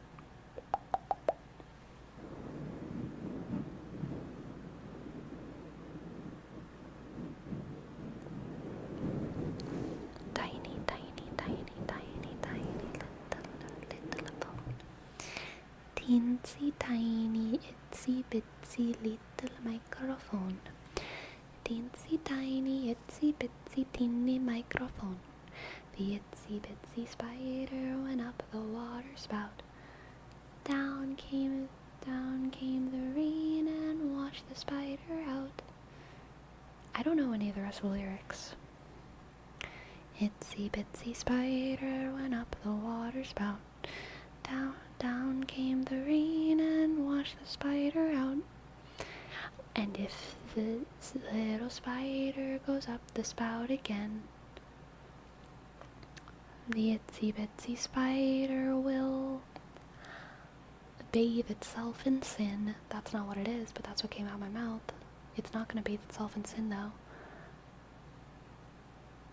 Up came the sun, and dried up all the rain. Oh my god, that's totally different. Itsy bitsy spider went up the water spout. Down came the rain and washed the spider out. Up came the sun and dried up all the rain. The itsy bitsy spider went up the spout again. Again. Right? That's what it is. Oh, love to sleep did it. Sleep did it. Thank you. The itsy bitsy spider. The itsy bitsy spider went up the water spout. Down came the rain and washed the spider out. Out came the sun and dried up all the rain. And the itsy bitsy spider climbed up the spout again. The itsy bitsy spider went up the water spout. Down came the rain and washed the spider out. Up came the sun and dried up all the rain. The itsy bitsy spider climbed up the spout again.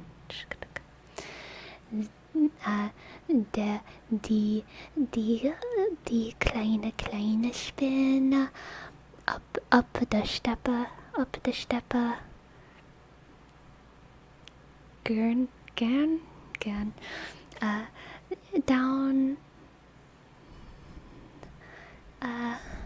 water from the sky, fall down from the sky, and spider come out the spout, Spinne, depart the spout. Out came die Sonne, and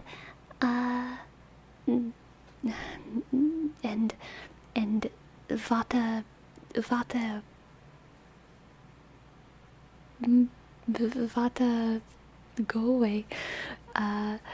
Die kleine Spinne went up the spout again. Ja.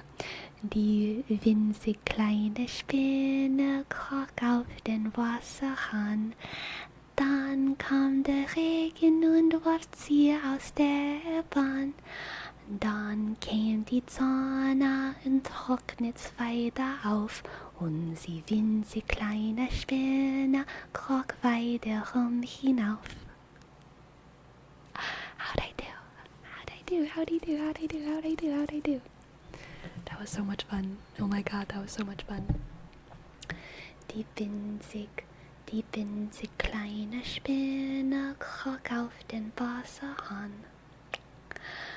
Dann kam der Regen und warf sie aus der Bahn.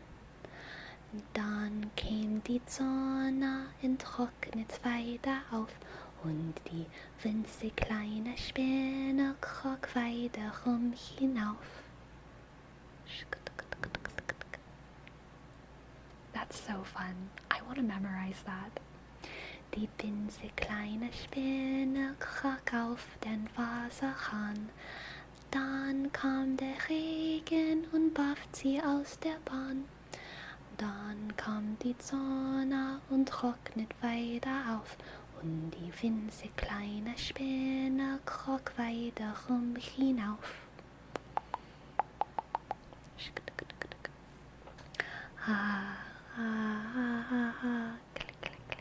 Danke, warum? Danke schön.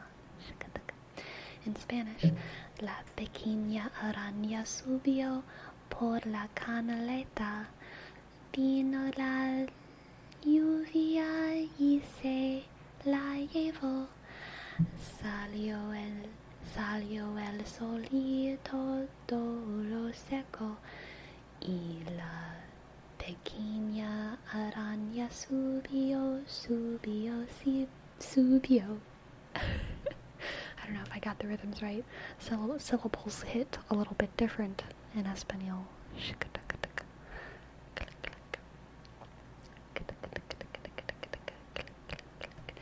Die winzig kleine Spinne kroch auf den Wasserhahn.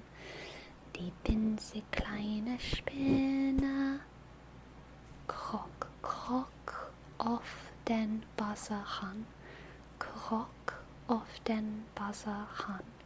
Die winzig kleine Spinne kroch auf den Wasserhahn.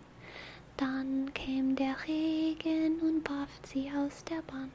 I'll memorize it. I'm gonna memorize it, y'all. Just give me time.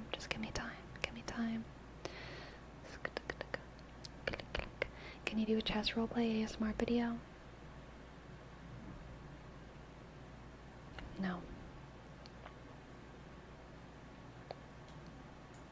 Thank you for the idea, though. Thank you, truly. But no. Unless I didn't include chess in it and we just talked about chess, maybe. But I don't like chess enough. Playing chess. In Spanish, we actually sing itsy bitsy araña. Oh, like it's what's its name. I just realized the spider was small. Oh my gosh, that's so funny. Ah, that's so funny, Crushly. I love that. Itsy bitsy araña. Wow. How many languages do you know? 0. Just one. Linguish. 0. English. Uno language, English. I'm pretty good at Pig Latin though. I am ye ready pay again I pay anlay abe itsy atne aye ilray Englishly say egte at the ithway aye rainkay aye alt say.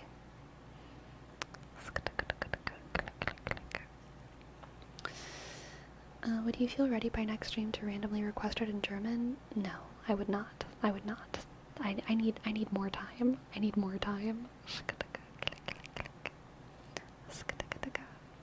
Hello, Noxier. And hello, Goose. Welcome to the chat. There's another version in Spanish that's witsy. Interesting.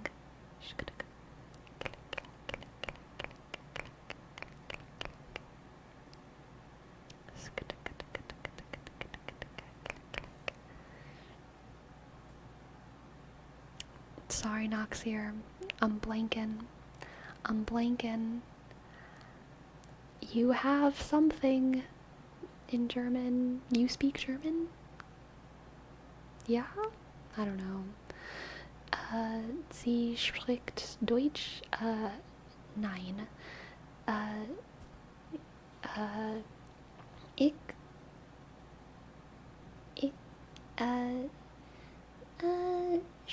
Studentin of German, of Deutsch.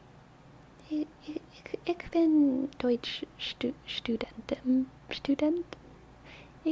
Ich lerne Deutsch. Ich bin schlecht im Deutsch. Ich lerne Deutsch im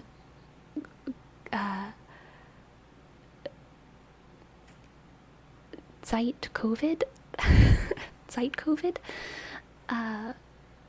for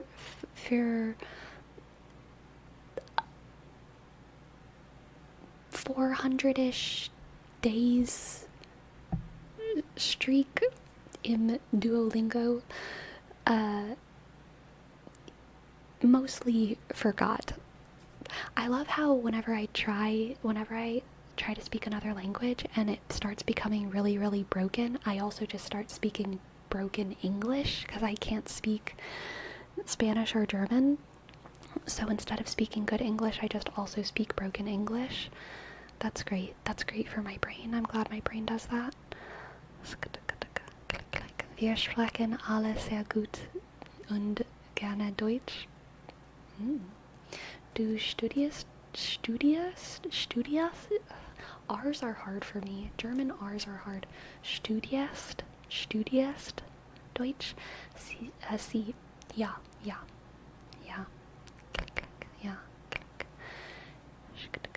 Ja, ich bin auch Deutschstudent.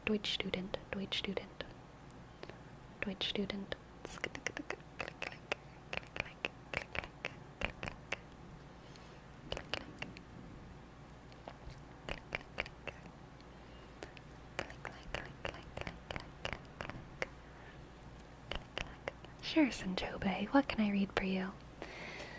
Can you do a disc? I can do a little disc. In the Discord. Excellent, Sanchobe. Let's see what we have for you.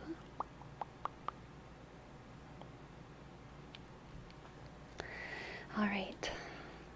An original poem by Sanchobe. We are honored to have your words, okay? I love you. Never mind.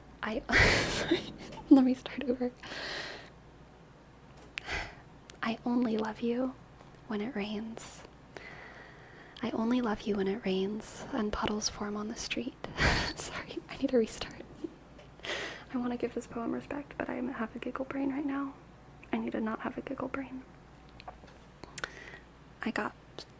I started myself badly. I'm so sorry.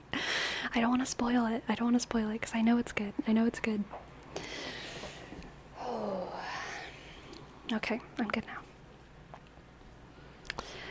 I only love you when it rains and puddles form on the street, subtly leaving hints in vain, as I'm always too discreet. I only love you when it rains, washing away our common sense, dancing and sharing our pain, can't remember to forget. As it pours, I love you then, but waiting for the rain to finally end. That is so beautiful, Sinchobe. That's beautiful. That's a keeper, okay? Save that one. Save that one for your poetry book. Okay? That one's so good. Gorgeous. As it pours, I love you then, but waiting for the rain to finally end. Yes. So good. Beautiful. Try to translate it to Spanish.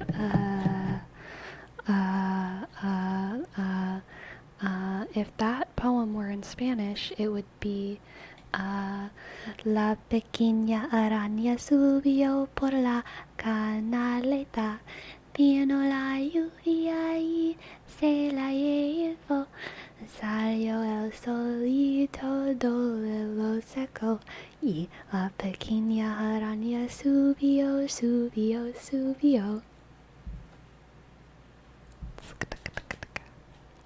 That would be it. That's exactly it. Thank you. Thank you, Pumpkin Spice. Thank you. Alright, my friends. What are we naming this stream? We've talked about a lot. And I don't remember what. I just thought of it when you were singing Itsy Bitsy Spider. Dang, it must have been close then.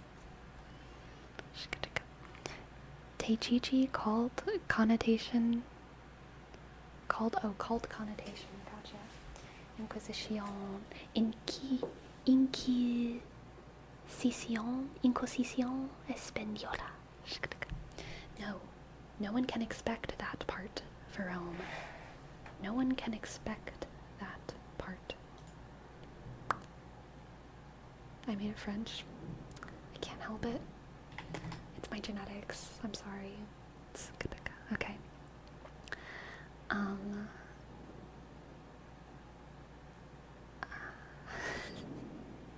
Bimbo Inquisiciones. That is funny, Dolly Joel.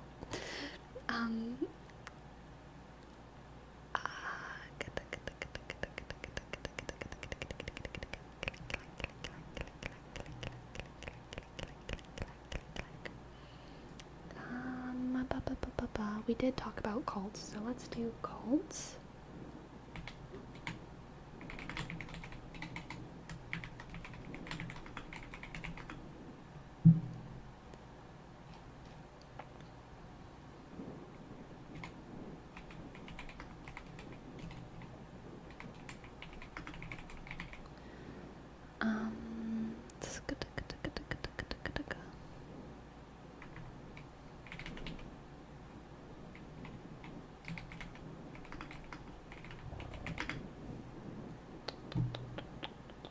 Okay, this is what it's gonna be.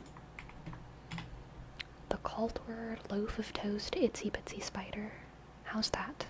Did I miss anything? Is there anything in there that should be different from what it is? I think that's pretty good. I am still surprised by loaf of toast. I think it's shocking phraseology. I think loaf of toast is a real attention grabber. I think that'll get the clicks. It's absolutely appalling. Trump? Sorry, loaf of toast is getting the clicks, I think. Oh my god, my Twitch is broken. I don't even know if I'm gonna be able to raid anyone. This is insane. My Twitch is all over the screen. Twitch has vomited on itself.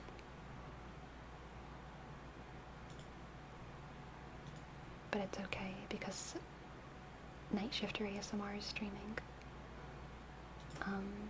And I can see it. So it's gonna be okay. It's gonna be okay.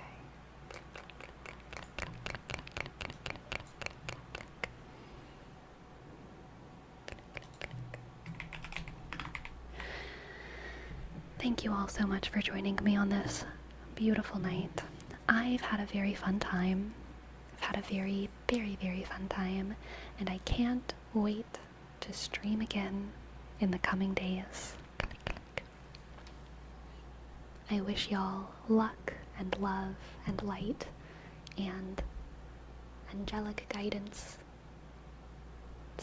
Good night, good night, good night. Good night, good night, good night, good night. Sleepy, sleepy, sleepy, sleepy, sleepy, sleepy, sleepy. Sleepy, sleepy, sleepy. Good night, good night, good night, good night. Good night.